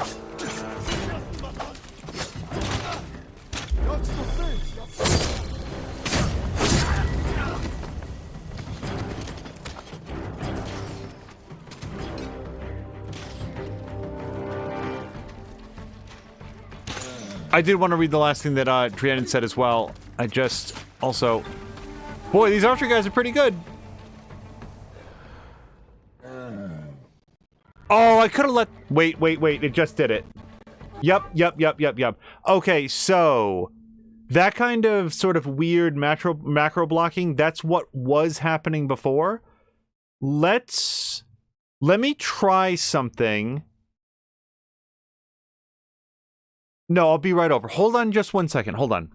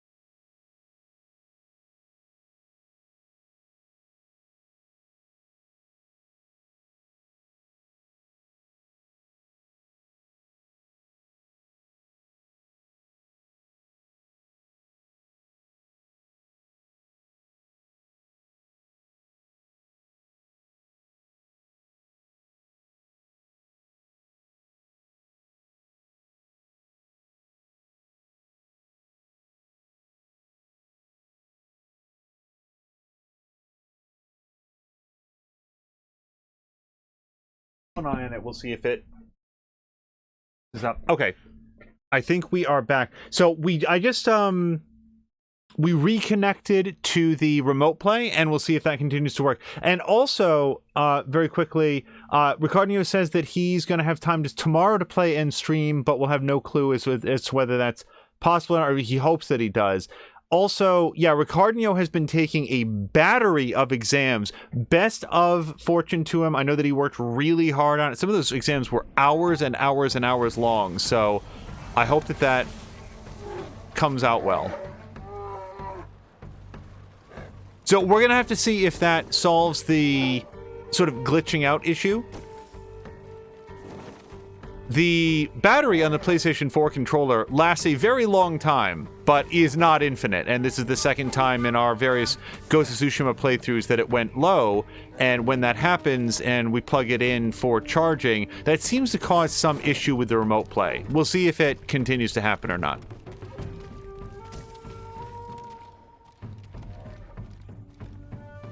I do want to... Yeah, because it scrolled off slightly. So Adriana was saying that's something that they stand by.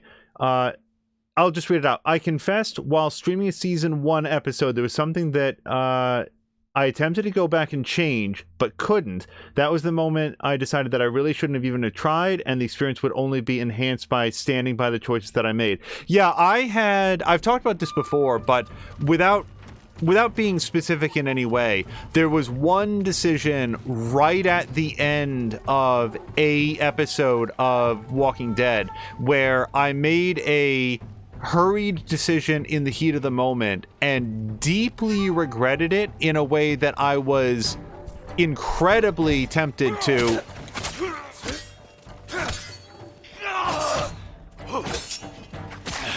to reload, and ultimately chose not to. Wait, why is this guy not upset at me? Did I sequence break something? Really seems like he should have had something to say about that.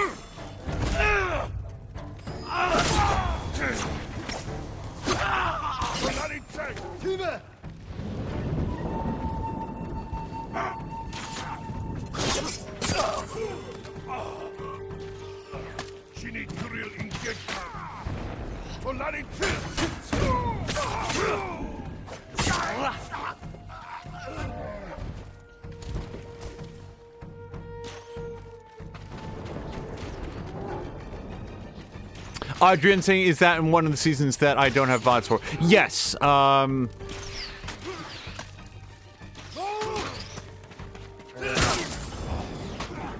will also say that, because I figure that anybody who's seen Mia streams is already familiar with it. It is a decision that Mia also made.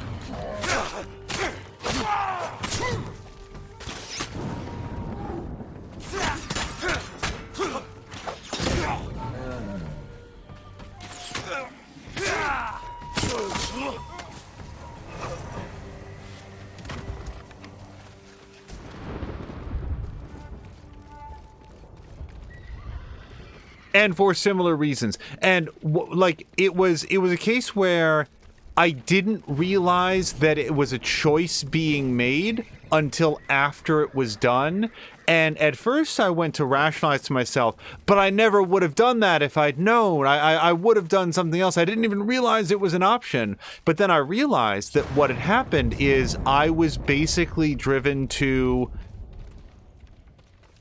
make a panicked decision, and that was by design. The game developers had worked hard to instill that that feeling, and it had worked. It wasn't a mistake. It wasn't an accident. It was their attempt to get me unsettled had worked so well that I'd been provoked into doing something that, with a little more consideration, I absolutely would not have done. And that was when I was like, okay, I can't take it back. Like, it worked as intended. This is how I'm supposed to feel.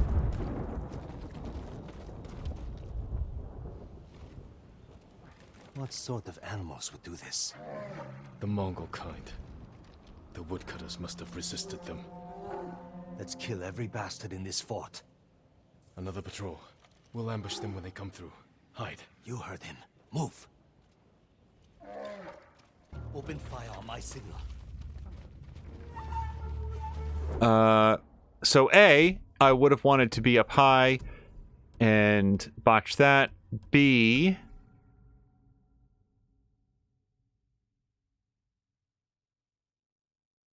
what do I have on here?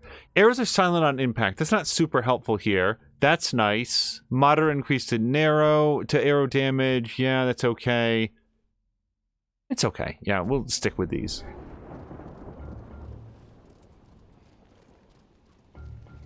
Let them get closer. Now, kill them all!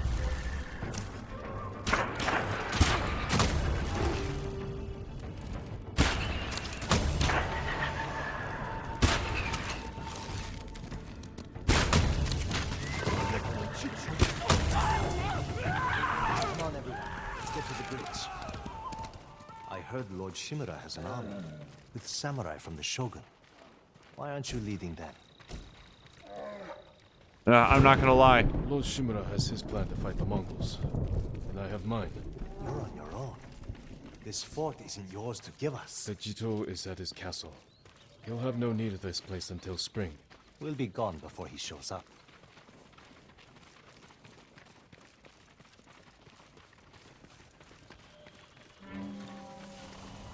That came from the southern gate. Got to see what's happening. Over here. Yuna! She did that? We have to get over there. Let's get a look at the bridge. So Drian, we might be talking about different decisions, unless you're referencing something in the final season or something in season 3. I don't necessarily remember which ones that I regretted. My overall impression of season 3 was pretty positive on the whole. I'm going to switch to... Kosaku's armor is really good for straight up fights. You know what we haven't worn in a while? Samurai clan armor. Let's do this. And let's go with green. Also, do we have, Yes, we do. Green. Survey the keep. Oh, I'm not on the right level.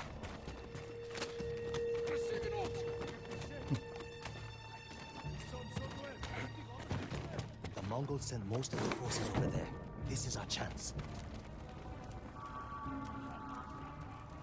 If we charge across the bridge, we'll have to deal with that Hwacha quickly. Could you sneak under the bridge with that hook of yours? Take the Hwacha by surprise? Yes, but I'll have to get changed again. I could grapple onto the tree and swing across. There's a way up the cliff on the other side. If they spot you, we can hit them with arrows. Charge across or sneak over. Either way, it'll be risky. We'll follow your lead, Lord Sakai. Get your people ready to move. Now, see, much like I don't replay narrative games, if a game is going to offer me the opportunity to do sneaky stuff, I'm always going to choose that. It's like compulsion.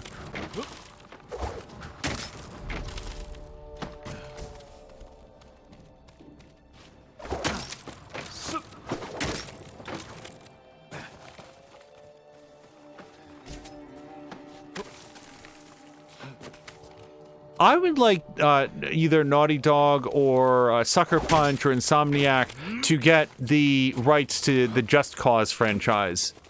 Because I really like the concept of Just Cause, and Just Cause 2 was so good. And here's the thing about Just Cause 2. It's not like it's good, like, in my nostalgic memories for it. And that's the only place that it has any sort of sense of quality. It's good when you revisit it today. That game is still very, very well made, and all of the games that followed it are not. Okay, so I want to...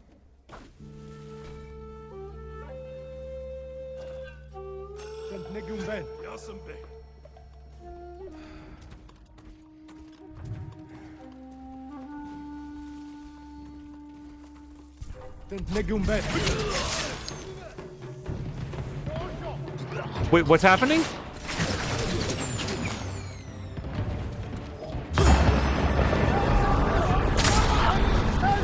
I didn't think that guy had time to yell out. Had a knife all the way up through his skull pretty quickly.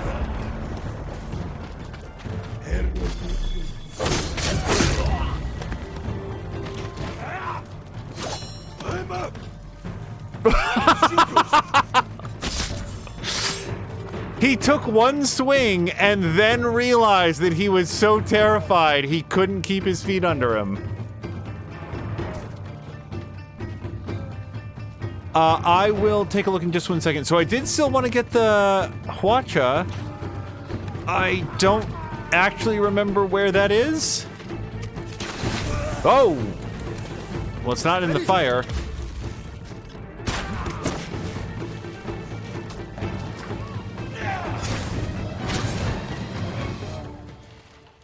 That's not close enough. That's not close enough. Oh, he lights his sword on fire and then leaves.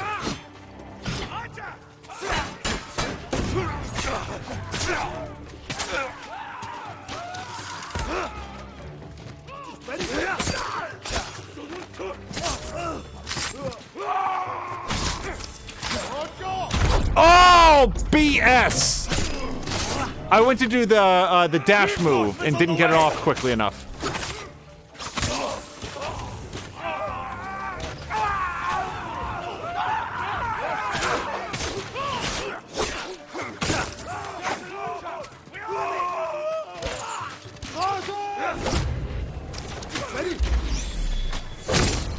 We have to help my friends at the gate.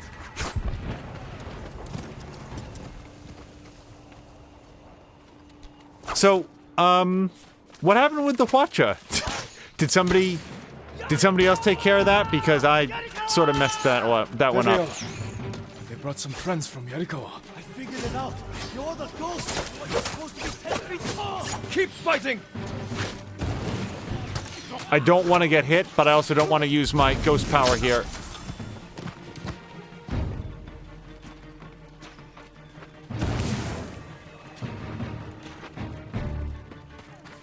I want to see what Drian wrote. Got here. Don't get too close. Hey, Yuna. Stay safe, Kenji! I'm trying. Get away.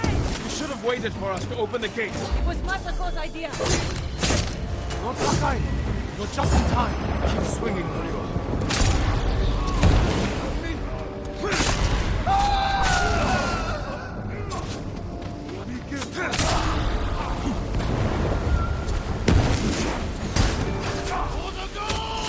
Don't.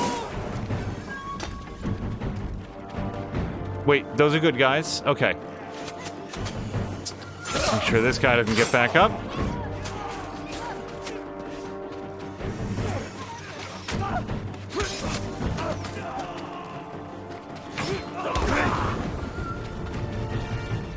That was close. The fort is ours, my lord. Is everyone alright? Never better. All things considered. Good to see you, Lord Sakai. Is it this cold everywhere up here? You'll get used to it. Take any supplies we need, and prepare to ride for Jogaku. Who said that? Is it this cold? Is that with Masako? You and Takeshi, That was my old life. he and his people are more than hunters, aren't they? Depends on how you look at it. I told them they can stay and hold the pass for us. But I don't want bandits making trouble for innocent people fleeing the Mongols. He knows what I'd do to him if they tried. I think he's been looking forward to seeing you. He's seen me. We can go now. Let's get everyone to Jogaku. We'll plan our final attack from there. It's time for the Khan to die.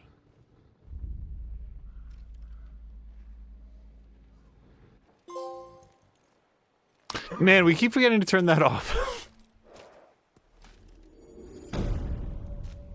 So Dren was saying that I'm referencing a decision that I made in a season that I don't have VODs for, but that me and I both made and then regretted at the very end of an episode. And Dren can think of one time that I point that out in Mia's stream. Maybe you are thinking of the right one. Yeah, I don't want to be too specific here, but we will connect afterwards, and I will be interested to know, because it's just that I would be interested to know why you would have made that decision intentionally. Hold on, I'm waiting for this to update. Yes. All right. Because, yeah, so there's, so let me just check the ordering of the tales. 8 of 9, 9 of 9, 8 of 9, and Hidden in Snow, which is somewhere else. Well, I mean, we're right next to Masako. Yeah, she's right here. So, actually, let me read what it is. Journal here. Lady Masako's sister is the one behind her family's slaughter. I'll never forget how she shattered when she found out. But Masako is a warrior, determined to finish what she started and bring honor to her family. After this, I may be all she has left.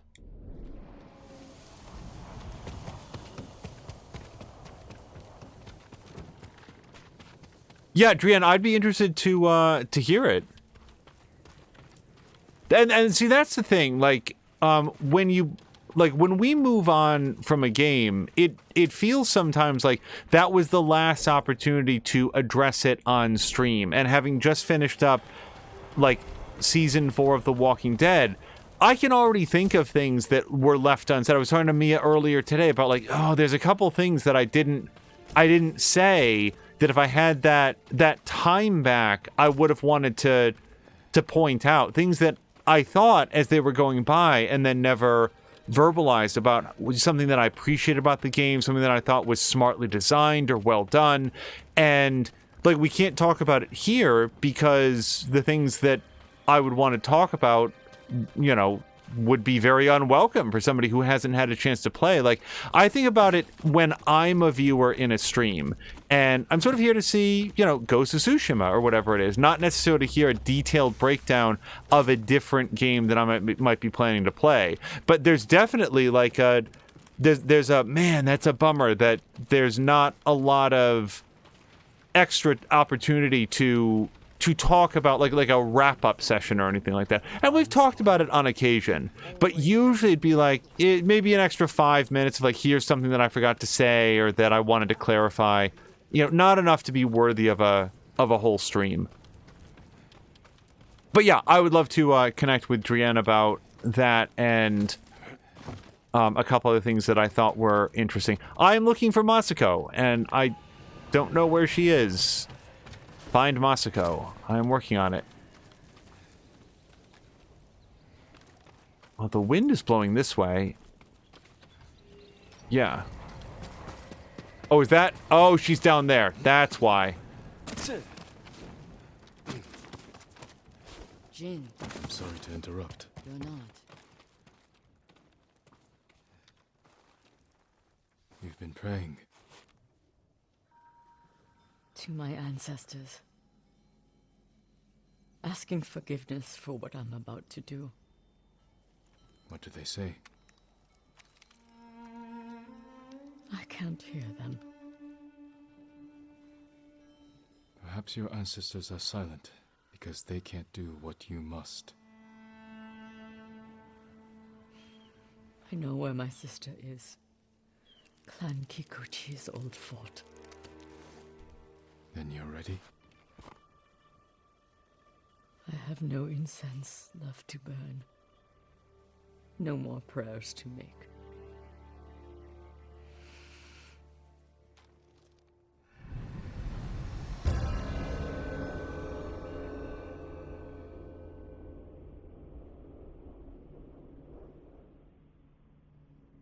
The Kikuchi estate is this way.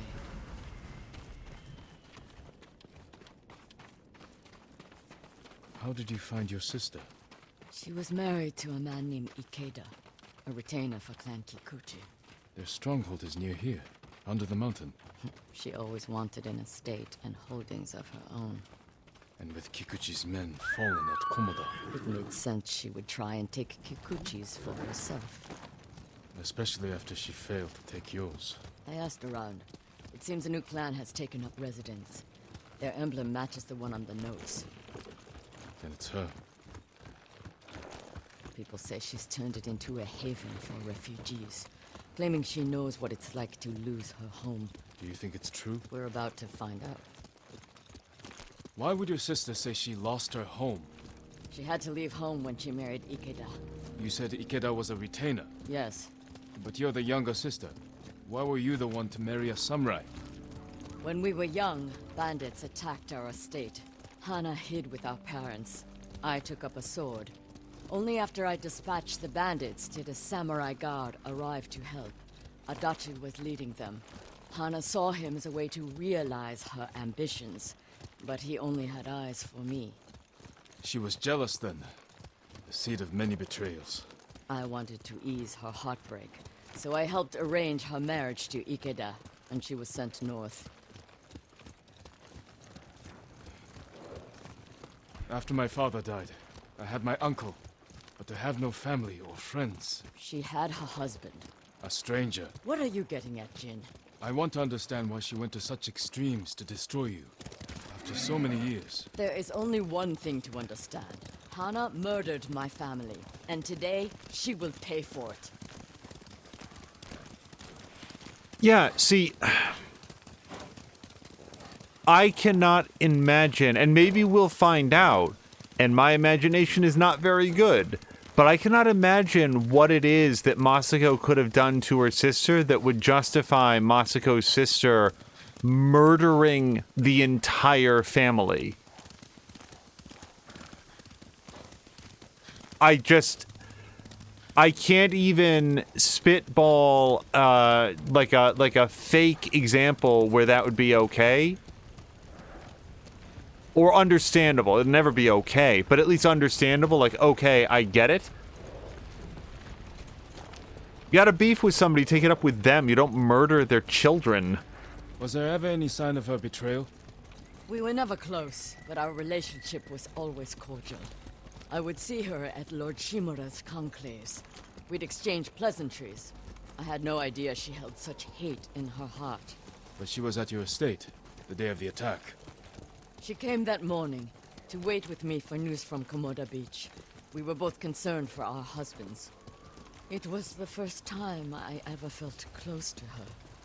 She met my grandchildren, brought them gifts. They loved her. Now I know she hadn't come for comfort, but to witness our deaths. The women in your family fought.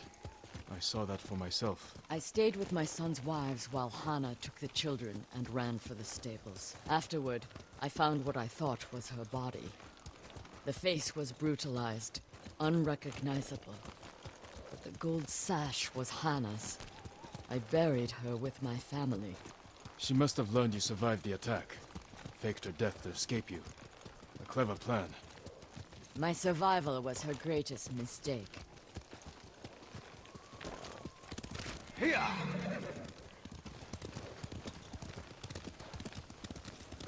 Mia and Drian are saying kind things.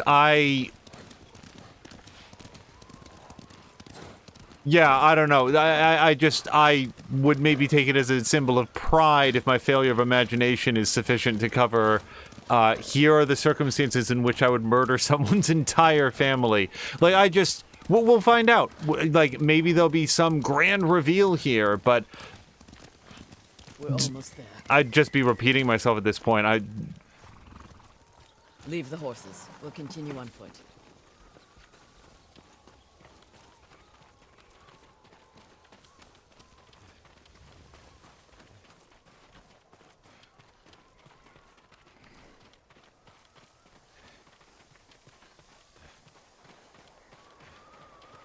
This game does a very good job of visually defining cold. Guards at the gate. Be ready. If this is a haven for survivors, there's no telling what to expect. Where is Lady Hana? Lady Masa, kill her! Cut them down!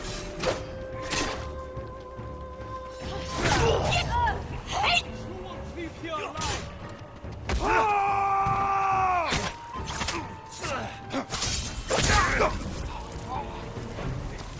Help me open the gate. Quickly, before more gods show up.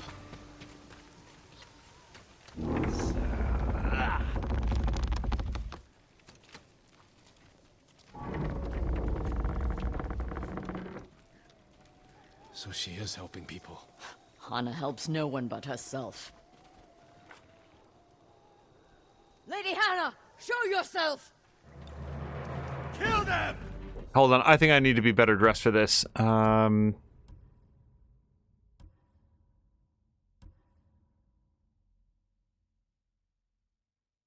Ghost weapons. Let's go with this.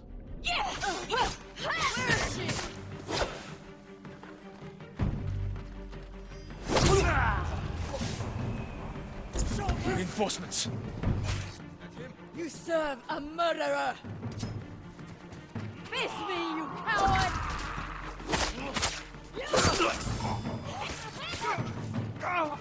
Push toward the dojo! How many are there? Doesn't matter. Kill them all!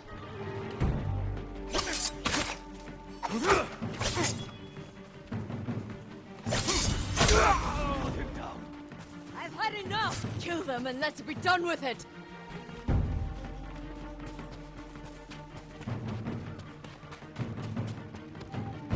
There! At him! Oh!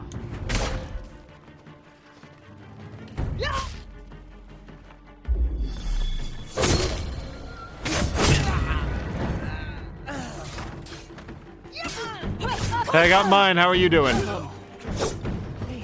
Don't kill me.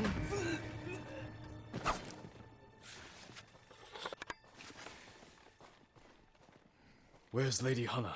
In the estate up the hill, my lord. Tell the coward her sister has come.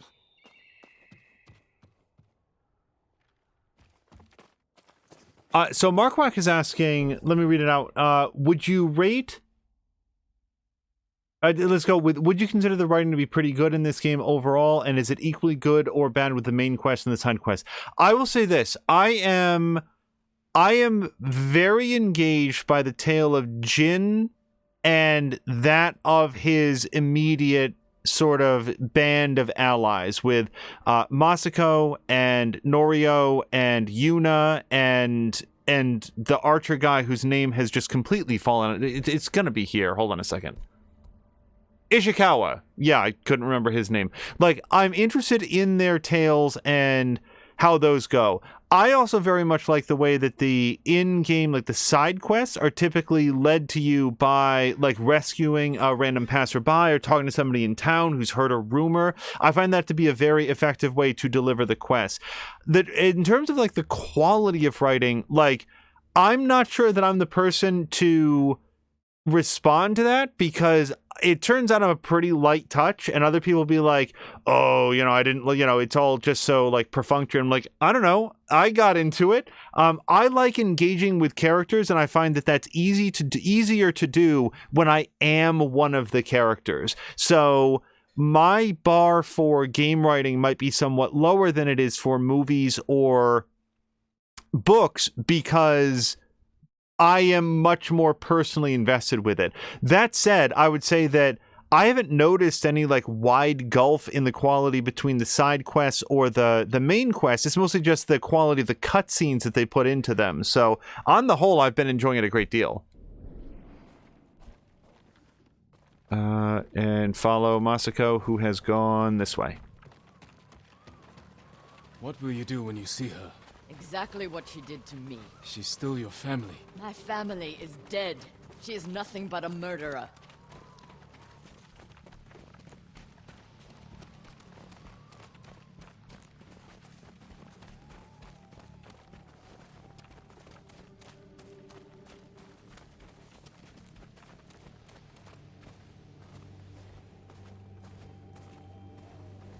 Hana!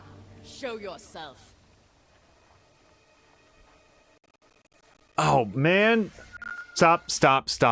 So, again, this only happens during, after plugging in the wire. I don't want to stop here. Let's try to get to the end of this stream, but that kind of macro blocking you saw there, that was not on your end. That's coming from the share play here. So, hopefully it won't happen too much more.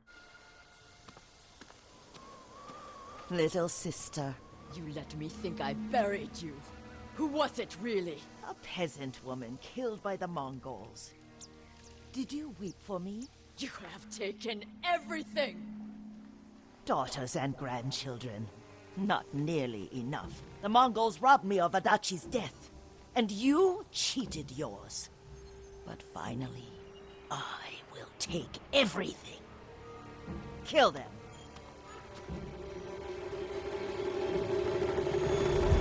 Stop her. I will deal with them. Thank you.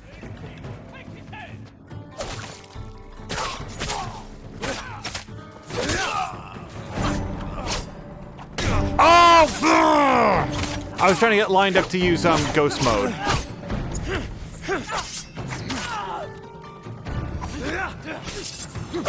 To continue on with Marquark's question, another thing about this game, and this is true of every Sucker Punch game that I've played. Sucker Punch storytelling makes early BioWare look incredibly nuanced in their sense of morality. In a Sucker Punch games, good is good and bad is rotten to the absolute core. And there's not always a lot of room in between. I feel like this game has some shades of distinction, but it is hardly The Witcher 3 in terms of its ability to sow an interesting narrative paint an interesting picture in the shades of gray. I don't know where I'm trying to get to. In here? Nope. Oh.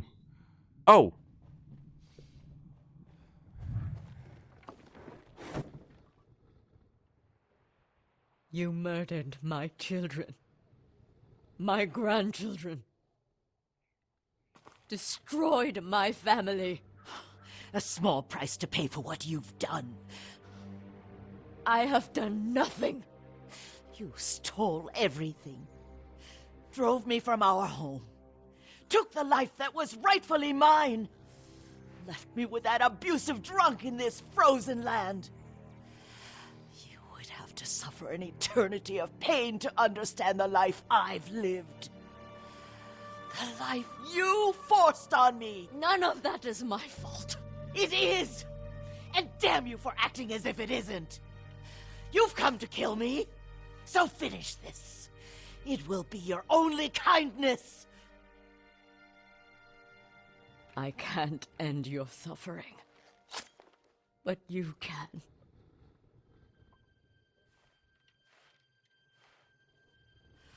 Now, you have nothing! Ugh!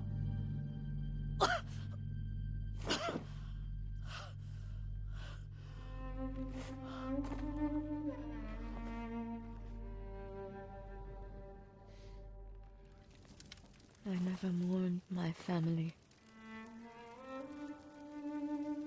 I've tried to honor them, meditate on treasured memories,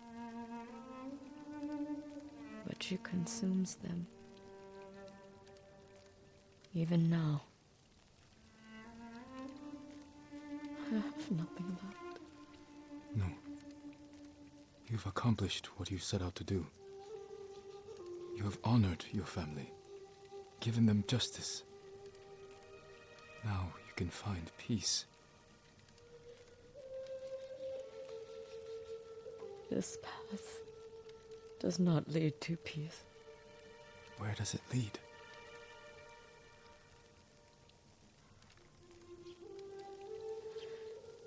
I don't know.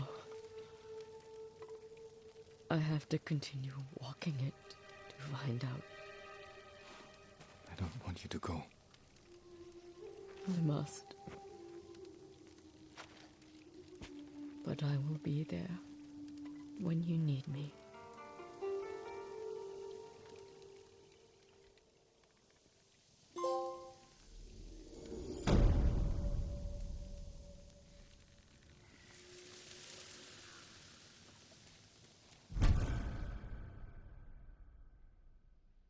Let's look at it. I don't wear a lot of masks, and we're certainly not going to wear it with this armor. This armor has our mustache mask, and that is staying on for as long as the bristles hold out. Let's go to gear, and we're going to switch back to this. And yeah, I'd say so. Unfortunately, we're having some technical issues, and this is is close to the time that we were going to wrap up anyway. So we'll probably grab undiscovered location, and then pursue some of the other stories that there are in the area. We've unlocked the side quest for this particular region, and I like those. Oh, hold on. Wait. Charm of the Lost Mind. I want to say that's new. Hallucinating enemies deal 50% more damage to other enemies. Now that is really good for sets of armor that's not the one that I'm using right now. What would go well with that? Probably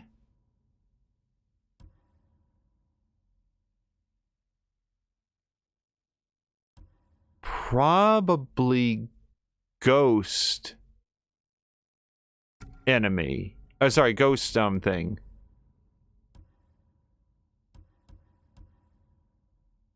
Although we have this one fully kitted out. Okay, I don't think that we're going to put that armor or that rune on anything right now.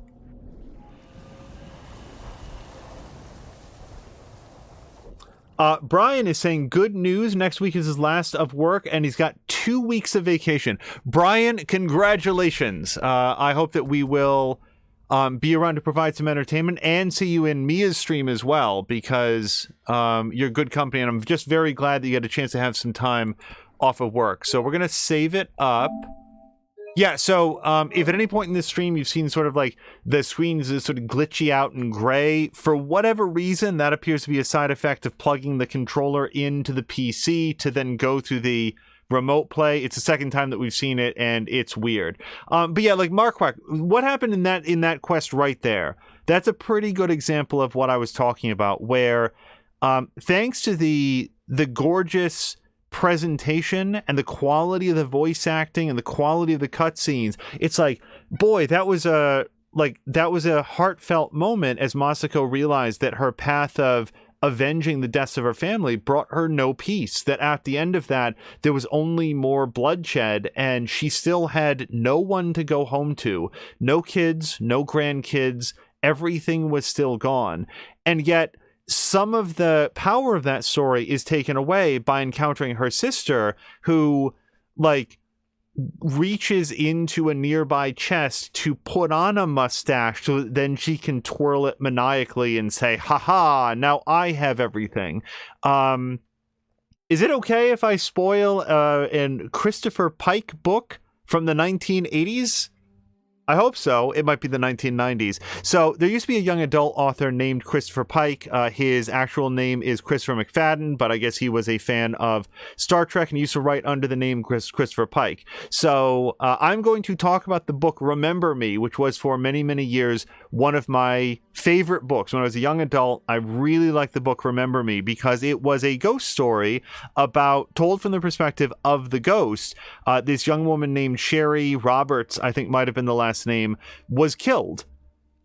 She knew she had not committed suicide, but she was not privy to the details of her own death, and now as a ghost was trying to solve the mystery of her own murder. And it was an interesting story with this sort of supernatural twist. But one of the things that became clear is that Sherry's parents, her family, were very, very wealthy. Sherry got herself a brand new Ferrari for her birthday, and lived in this like wonderful mansion with this awesome pool, and you're seeing the whole story from her perspective.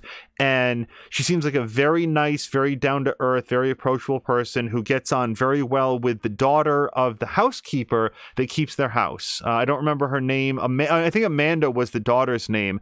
Sherry and Amanda are great friends, even though Amanda is the daughter of their housekeeper, who may or may not have been a live-in housekeeper. I don't remember, but they get along fine, even though one of them is very, very wealthy and the other one is not. Well, as the story progresses, it turns out that one of the elements of their backstory is that Amanda, daughter of the housekeeper, was switched at birth with Sherry. Sherry is in fact the biological daughter of the housekeeper, and Amanda was supposed to be the one who grew up in this life of privilege with the Ferrari and all the fancy clothes and the nice hairbrushes and all the other things that you're introduced to. And in the story, there's not a lot of like moral nuance given to this, but rereading it as an adult, I was struck by how consuming that could potentially be, that all the vacations you don't get to go on, all the doctor's appointments you don't get to have, all of the nice things in life, and Amanda became aware of it, by the way. Like she knew it at some point. She realized that she was standing privy to a life of wealth and relaxation and privilege that had supposed to be hers, and instead she was literally scrubbing the toilets for the family that was otherwise her biological blood. And it doesn't justify many of the events that happen in the book in any way, but it can be very affecting to look at somebody else's life and realize that that's not like what I deserve. It's actually what I was supposed to have. So I hear that in the voice of Masako's sister, except based on everything that we know, it's entirely unjustified. And also, again, she murdered everyone in Masako's family and tried to kill Masako herself. She is in no way a sympathetic character here. And that is, to go to Marquak's point, I like Ghost of Tsushima very much, and I'm engaged with the story and the events that we get to see, and also recognize that there are points where the storytelling could be more thoughtful, and I feel like that quest right there is a good example of it, where we're riding up to meet Masako's sister. I'm like, I don't know, I guess we'll find out what, if anything, could justify this. It turns out, no, she was just super jealous That's it. That's all there was to it. How old were Masako's grandkids when they were killed by these paid assassins? Like, I don't know. So that's it. That's my thoughts on it. I feel like this game is excellent in the gameplay. It's a Sucker Punch game. It's a Sucker Punch game. You don't necessarily come to it for the deep and twisting writing. I will say this, for everything that I've just said,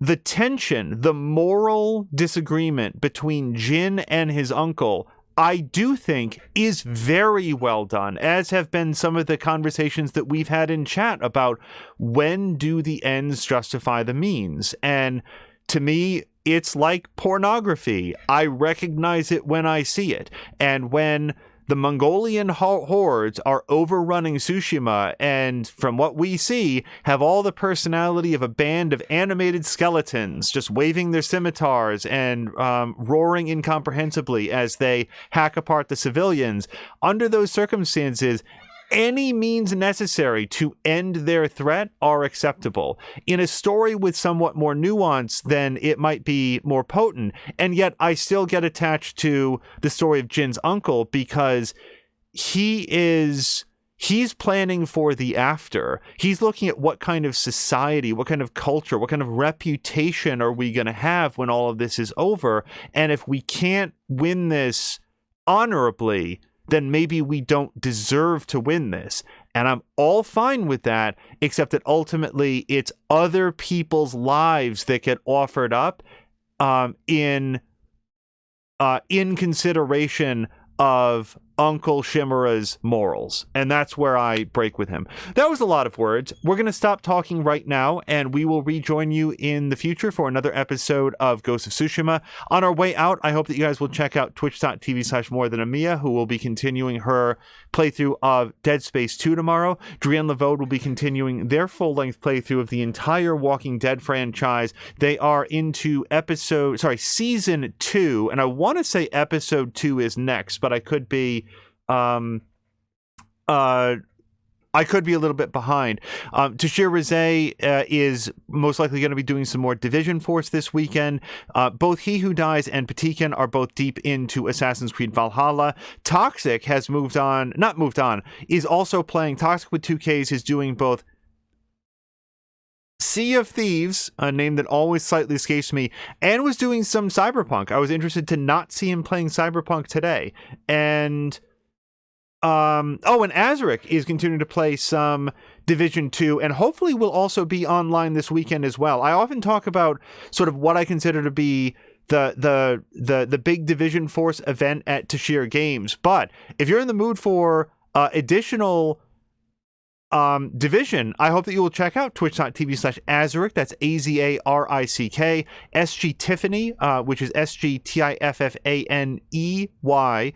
And unfortunately, Dweezil doesn't stream, and that's so disappointing. I wonder why. Oh, and Mia's also shouting out Papalotko, who is has been in contact and is setting some stuff up for the channel, and we're very, very much looking forward to that. Yeah, Papalotko was streaming the other day. Gosh, what was that? I know that she was recently playing another Tropico game, but more recently than that, well, Mia just shouted her out. Planet Zoo! That's exactly what it was. Yeah, Papalotko was playing some Planet Zoo, which has some really wonderful creation tools for making your zoo and your exhibits look exactly right. And I remember she was very enthusiastic to see, I think, like the baby jackals or whatever we're getting delivered that day. So Planet Zoo is one of those games that falls outside my areas of expertise, but I really enjoyed watching Sunny Panda play and very much enjoy seeing Papalotko play. Sunny Panda has also been playing, oh gosh, Mia, if you haven't already, can you shout out, she just did, Raji, an Ancient Epic. I've never heard of that, but it's a game that is apparently based on Indian mythology or spirituality. I forget which way Panda characterized it, but I haven't gotten to see those streams yet, and I'm very, very interested in those. So you can join us over at twitch.tv/thesunnypanda to check those out in the future. That was many shout outs. Let's go ahead and see if we can find somebody to raid, and we will see you again later in the weekend, maybe tomorrow, but later in the weekend for some additional Ghost of Tsushima. Until next time, thank you guys so much, and I hope you have a great night.